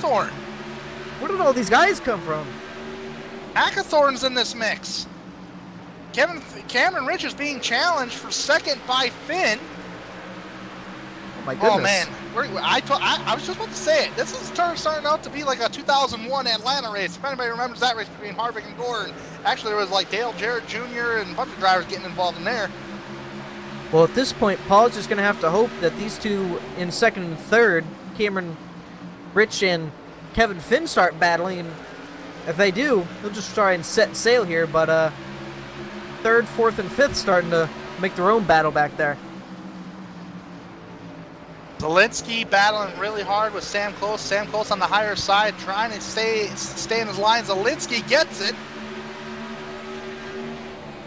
Finn is going after Cameron Rich. Two distinctive battles in the top 5 going on.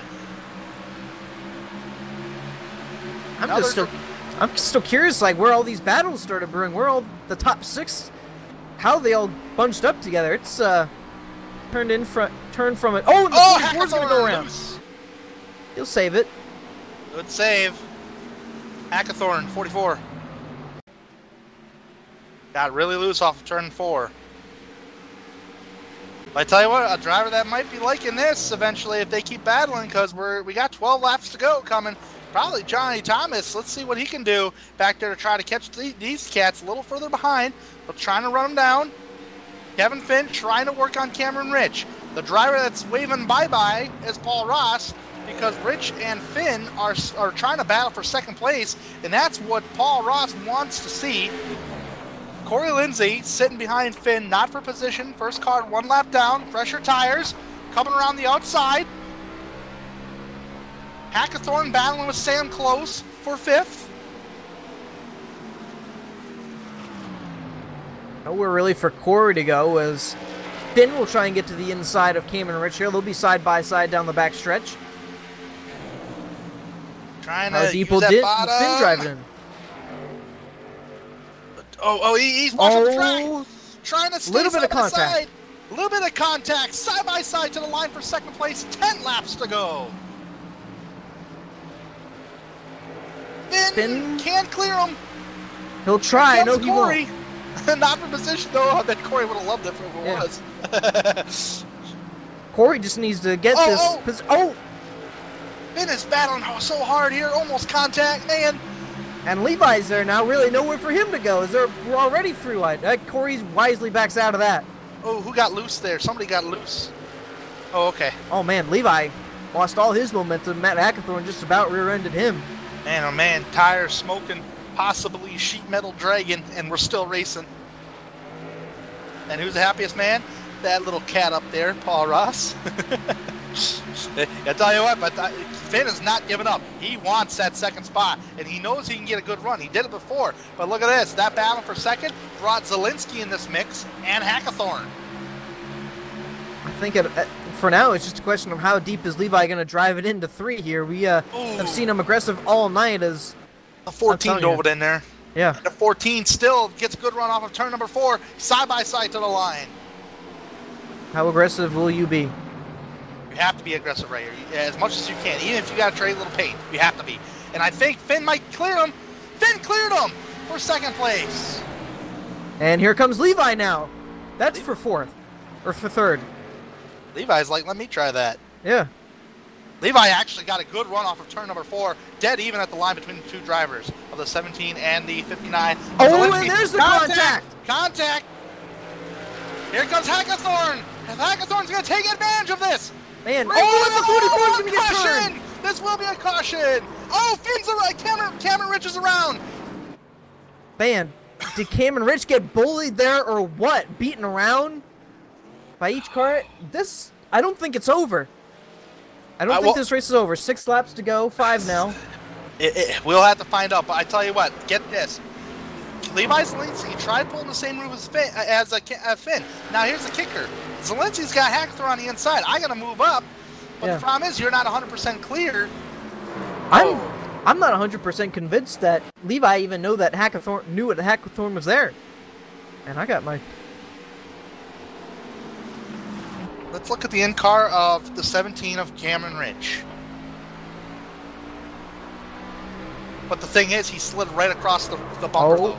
I think there was some contact between the 59 and the 17 there. Obviously, that was close between Levi and Cameron, but with 5 laps to go, you got to try and get any gap you can.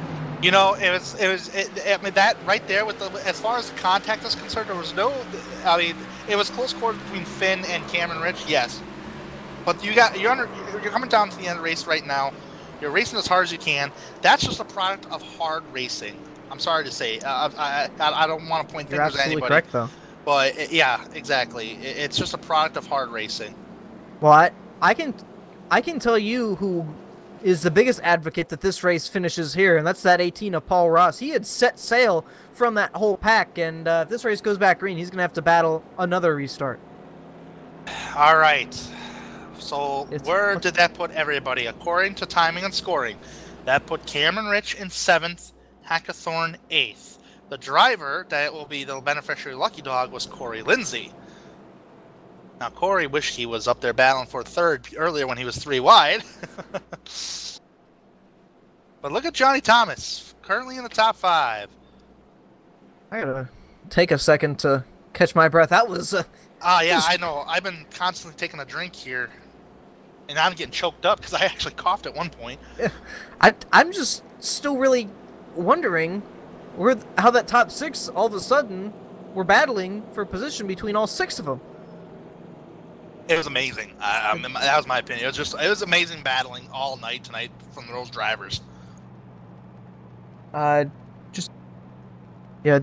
the chat, they do not do 1-lap restarts, so 3 laps to go. Yep, so this race will be over. This race is over. Because the pace car light's still on, we got 3 laps to go, it's over, so... Oh, boy. That, I tell you what, but what an exciting finish to Iowa. We saw some great green flag racing throughout the race here tonight. Nobody was being dirty or anything like that. Everybody's fairly clean on their passing. When it came down to it, it was hard racing that just ended the race. And it was just hard racing. As Chuck Sweeting in the chat said, good, hard, short track racing, that's all that was. Absolutely. And I couldn't agree more. They're still on. This will end the race. Yeah. Paul Ross goes for 2 in a row. Las Vegas last week. Tonight, Iowa. Kevin Finn going to come home 2nd, and Levi Zielinski involved in that going to come home in 3rd with no nose. Obviously, didn't race like that. That's just kind of how all that ended. And if anybody wants to pull... If anybody wants to pull a Tanner right now, they probably are more than welcome, because there was one time, I think, Justin, you were racing in that race. I was a race leader. We did not go back green flag racing, and I thought we were, so I went down pit road to pit, and then it didn't happen. So, in other words, I pulled a Mark Martin. I don't think I ever did that, but I can tell you the man in our production truck, whenever we were racing Charlotte, told me to pit with about 5 to go to take fuel, and I don't think that race got back underway. So. All right, so this is going to be the white flag lap right here for Paul Ross. He's just got to take 2 more turns under caution, and he'll win the race tonight. He's got fuel. Yeah, if anything, he's shutting. If he doesn't have enough fuel, he's shutting off right now. But he's pacing fairly decent right now. Carlos trying to amp this race up. Carlos, it's over. And I tell you what, I just got a message. Paul's texting and driving. Oh, that's well, turned into the new Brad Keselowski. So, yes. Next thing you know, the tweeting. At least he's at least it's legal for him to carry his phone in his car, right? Yeah. Wink, wink. Yeah. All right. So coming to the line, let's get the race leader here.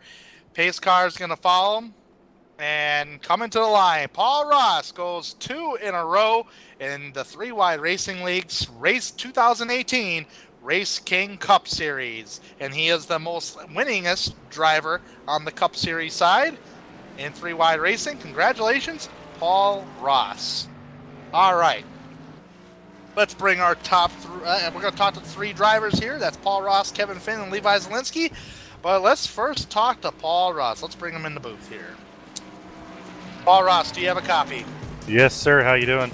Doing all right. I tell you what, you did a great job. You did it twice tonight to get by Cameron Rich, and you held on for the race lead. Caution came out. Take us through those, probably those final laps before you passed Cameron there. How well was the car handling? Looked like you made it easy to pass Cameron, but I don't think it was easy just to pass Cameron on a bottom like that. Yeah, it was all about tire management. I had a little bit of damage. I got into the wall coming off of turn 4 around lap 125, and after that happened, it really hurt the handling of the car. So after the last green flag pit stop, when I came out, I was just trying to hold Levi off, hoping for a top 3, and Sam and Cam, they both burnt their tires up, and it had just enough grip to get a run off the corner to get below him. And don't like pinching people, but I felt like I pinched him up a little bit to try getting a run off, and it helped complete the pass. So felt good. Yeah, it seemed like you had to try to pinch the drivers down just a little bit, or even upwards for that matter. If you're driving on the bottom, just trying to go for position just because of the way the tires are. But what were your feelings when that caution came out? Was it a blessing to you, or did you have a feeling we may have gone green flag racing again? No, I started looking at the laps and realized we were only 5 away. So with this, I think iRacing runs 3 or 4 laps before they even give you the 2 to green. So I knew I was safe, but it was one of those things. If we would have had enough time to go back green, pretty sure everybody would have pit, and then it would have been a crapshoot on who took 2, who took 4. Then some of the guys around 10th or 12th wouldn't have pit. So glad it didn't go back green. It made the decisions a lot easier. Yeah, absolutely. And you go for 2 wins in a row. Were you expecting to win the race tonight here at Iowa? No, I wasn't. Last season, the only win I had was the incident with Kevin. Year before that, it was hard to even get a top 5.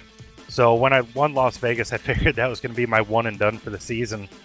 Then the way that practice was shaken out and the first part of that race went, I honestly thought Cam was just going to pull away and win this thing easily. But glad it didn't happen like that. Paul, you had a great season so far, in my opinion. A very competitive season, finishing a lot of races in the top 10, along with your teammate Sam Close. You have a great team over there at 3OG Racing with Luis Salmasso and Rusty Webb, who had some misfortunes here tonight at Iowa. How do you feel about going back to Victory Lane again at Auto Club Speedway on June 4th? Since that is our next Cup race. And overall, how are you rating your season as a team? Going to Victory Lane at Auto Club, it's a track that I usually struggle at, but last year Sam and I finished 1-2. He obviously won it, but we're real competitive. So going into this season, the car's handling a little bit different, acting a little bit different. So I'm hoping to be up front again. As far as the team goes, Rusty and Luis have had a lot of misfortune this season. Sam hasn't been to victory lane yet, which we all know is going to happen sooner than later. But a team as a whole, Rusty's starting to finish races, still gets wrecked and causes a little bit of incidents every once in a while. But if we can get Luis's luck turned around and Rusty's luck turned around, I very easily could see everybody in the team finishing top 10 almost every week. You got a great team going on over there, Paul, of 3OG Racing. I like that. I love that name. And you're on a roll so far, going 2 in a row. You and Sam so far are the competitive drivers, finishing in the top 10 week in and week out. Best of luck at LL Club Speedway. Hopefully you can go get him again. Yeah, thank you. And I just want to give Corey Lindsay a huge shout out. You can't thank the guy enough for everything he does for the league. I want to thank 3 Wide TV for broadcasting our races on Monday nights, and RaceKings for picking up the Cup Series this season, along with B&M Fabrications, Mountain Fit Hoods, Skidoo, House of Color, and everybody else that it takes to get this car around the track. All right. Well, we thank you, Paul, for coming to talk with us tonight. Best of luck next week. Thanks. Have a good night, you guys.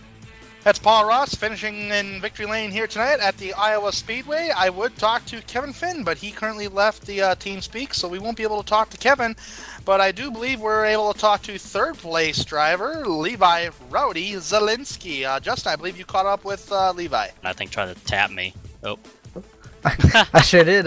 Levi, I guess you got us here. Well, Yeah. up front, most of the race, we'll get to the contact at the end of the race earlier. I want to know, first of all, you were probably the most aggressive guy we saw all night, really using that bottom. First question I have, really, how were the tires at the end of that green flag run? Actually, I was pretty good. I was still able to basically gain speed the whole way and gain on the leaders, even run the bottom. The only thing that really hurt me was coming out of the corners. I was starting to get a little bit wiggle loose because of, I think, running that bottom line like that. So that was the only problem I really had all night, was just that wiggle loose at the end of the runs. Well, all kind of saw it there, but good, hard, short track racing there at the end. A little bit of contact with the 17. In your view, what happened? Yeah, I was for the line he was going for. I guess I wasn't going to go to the bottom. I was going to kind of run that dotted line, and he decided that he was going to do the same. Can't blame him. It's just short track racing, going for the same line. You're going to have that happen occasionally. After the fact, he got back to my bumper. It got me a little loose coming out too, and kind of made contact with Haggathorn. I mean, there was nothing else I could do at that point, but I mean, it's just short track, hard racing. I mean, I have no faults. I'm not mad at Cameron, anything like that. It's just what it is. Well, other than that incident here tonight, overall a great racing, or a great night for Rebel Racing, and obviously I'm happy to see that, finishing third and at 6th place with Nathan Velez in 6th there. Just kind of talk about the night for you guys. Yeah, we were kind of the same pit strategy all night. We tried to keep it up front, so we kind of ran up front in the top 10 pretty much all night. Just kind of try to keep it on us. You know, we weren't trying to overdrive it at the beginning because we've seen a lot of people overdriving the cars and just kind of running it too hard. So we just decided to take it easy, let it come to us, and then go. Worked pretty well for me. Definitely a track I feel like I'm pretty strong at most of the time when I come here, but not the effort I wanted tonight. Definitely at a top. I think we had a winning car, but we just got in some trouble and couldn't really rebound from it all night. Well, we move on from a 8th mile short track to the 2 mile, I guess super speedway you could call it, over at Fontana, California, my home track. Just talk about your thoughts going into that racetrack. Obviously a completely different pace from tonight. Yeah, typically in past leagues I've ran pretty well at Auto Club, so I think it's a track that I can at least get another top 10, top 5 finish. But we'll see. It's kind of, like you said, it's kind of like a restrictor plate racing almost. You don't know what you're going to get until you get there. All right, well, congratulations. Thank Third you. place here tonight. And before we let you go, anybody you want to thank here? Yeah, thank Rebel Racing, my teammate Velez. You know, right now in the Cup Series, we're trying to give it all we can, this Cup Series. Just like to thank On Hand. I have Zelensky Auto Parts on the car from, I don't know if you guys watched Tommy Boy, but we kind of did that. Little. And then we did hell of a good on the Ford board this year, so we kind of have two really good sponsors, kind of throwbacks to Hell of a Good is from when I first started, kind of with the same number. We kind of went with 59 to do a little throwback from the first season I ran. But overall, just thank you guys for broadcasting. Thank Corey for all the hard work he puts in every week. He's got a lot going on, so just wanted to really thank him, and could win the ball tonight. So we'll see him definitely in the chase this year, so should be good. I think we definitely have something to compete with them guys for the chase. Absolutely. Well, congratulations, Levi, tonight on Thank you. A top 5, and we wish you the best of luck going into Auto Club. Thank you. All right, that's Levi Zielinski, 3rd place here tonight. And I believe Tanner Sharp has caught up with Samuel Close here, who finished 4th. Yeah, let's give a shout out to Sam. Oh, sorry to interrupt your conversation with Paul there, Sam, but we figured we'd grab you quickly before, because we don't have 2nd place here. Tell you what, you had a very eventful night. You led at the beginning of the race, and then you had a miscue on pit road, and you fought back under green flag conditions from restarting 16th, battled for the top spot, led a little bit, and you kind of fell off at the end there. Tell me about your race from the driver's perspective. Yeah, just at the beginning of the race, I should have pit with everybody, but I was thinking about pit position, or track position, and I didn't think maybe 7 laps would do that much, but then coming around that curve, I think you know this, and everybody else knows this. When you're in those first couple pit stalls, man, like I just couldn't find my pit stall, so slid through it, got a speeding in pits too, and had a good short run car. But once we got up there in the laps, I burn it up. I burn it up trying to catch Cam on that last run. My right front was pretty much gone at that point. So fortunate to come away with a P4. And your string of top 10s continues, Sam. It's been an amazing season as far as top 10s, but you have yet to visit victory lane. But I am sure it is going to come. What are your thoughts on the season so far?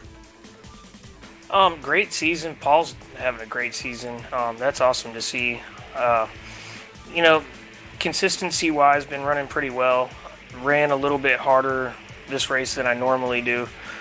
And that hurt me at the end. I should have maybe let Cam get away a little bit instead of just trying to kill it. But the season's been good. I think if the cards fall right, one of these times I'll get a win. But it's tough. Eisentech is tough to compete with. And now Paul, he's up there every week. Everybody's really fast, so the wins are not coming easy this year, that's for sure. Not coming easy, but it's going to happen, Sam. I can almost promise you that. Your win will come for sure. But how do you feel about your chances at Auto Club Speedway? That is the next event on the Cup Series schedule. I've won at Auto Club before, but I'm never really all that comfortable there. Just kind of have to get in the groove and a rhythm. It's weird for being such a big track that it's in a way it's a little bit of a rhythm and momentum track. Just going to concentrate on being consistent, and next week I think I'm try not to burn up my tires as much, get a better handle on the car. Tonight some more short runs would have done pretty good for me, but it is what it is. You got to be consistent and you got to be fast. So we'll try our best and see what happens. All right, Sam. Well, thank you for taking the time to talk with us this evening. Sorry to interrupt your conversation down there. We'll bring you back down here so you guys can talk as teammates there. And best of luck next week at Auto Club. Thanks for the broadcast, guys.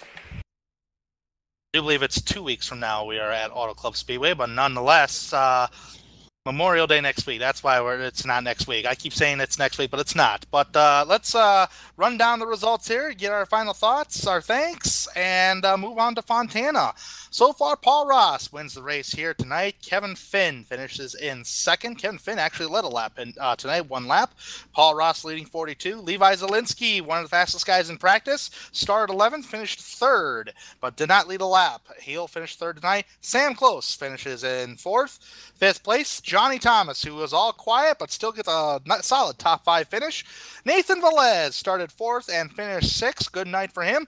Cameron Rich led majority of the laps tonight, 86 laps he led. Finishes in 7th after the the closing of the races, all the incidents there off of turn 2. Matt Hackathorn finishes in 8th. He actually came back from a previous incident from the beginning of the race. Jordan Teal gets a top 10 finish in 9th. And rounding out the top 10 is Rusty Webb in 10th there, Justin. And 11th place, we have Corey Lindsay. Try some strategy there at the end. He will finish the final car on the lead lap in 11th. Dylan Hickey will come home 12th. Richard Hines 13th. James Duke will come home 14th. Kyle Hanshaw 15th. Mike Stevens, unfortunately, another unfortunate night for him tonight. He'll come home 16th. Chad Brown 17th. Peter Short never could quite recover from that penalty early in the race. He'll come home 18th. Nick Miller 19th. And Luis Salmaso 20th. Wade Lear finishes in the blackjack position 21st, 22nd, Chuck Sweeting, Cody Wright 23rd, and 24th was Richard Lafferty, the 24th driver to start this evening's festivities. All right, 6 leaders, 11 lead changes in this race, 4 cautions here tonight. And final thoughts of Iowa, Justin, and what you're looking forward to at Auto Club in 2 weeks. Well, definitely saw some good hard short track racing here tonight. Definitely did not disappoint, and good to see, I guess, another team starting to show their hand with 3OG, back-to-back wins for Paul Ross. Good to see that. And as far as Auto Club, I absolutely love Auto Club. A home track race for me. I've been going to the Cup race ever since 2013, so know that track like the back of my hand, and absolutely cannot wait to get there. I love Auto Club myself. Tonight here at Iowa, though, we saw some great racing, and every time I see the Cup cars race at Iowa Speedway, it goes to show it is possible that the Cup cars could go to Iowa Speedway, but I am so glad the 3-Wide Racing League threw Iowa on their Cup Series schedule. So, in Auto Club Speedway, I got my first ever 3-Wide Racing League win there. So I'm really looking forward to Auto Club Speedway myself. But we got a couple of people to thank here. First off, let's thank the guys here in the booth tonight and a production truck. Let's thank Justin Kolb, who's been helping call in the action this evening, and every other week we do the Cup Series. Also, Carlos, for all the camera work he does, provided by those track cams. I believe you have a sponsor shout-out right there, Justin, for those track cams. Yes, sir. Always have to thank Track Cams for Gourmets. They have amazing camera views, and tonight was another example of it. You can find out more information and download the pack at www.trackcams22.com or facebook.com/trackcams. And we'd like to thank the organizer, Corey Lindsay, and its drivers for putting on such a great show. Thanks to Corey for everything he's done for 3-Wide Racing ever since its inaugural of 2011. And also thanks to the sponsor of the Cup Series, RaceKings Cup Series. Thank you very much for sponsoring the Cup Series here in the 3-Wide Racing. Hopefully we're putting on a great show for you guys each and every week. Thanks to 3-Wide TV.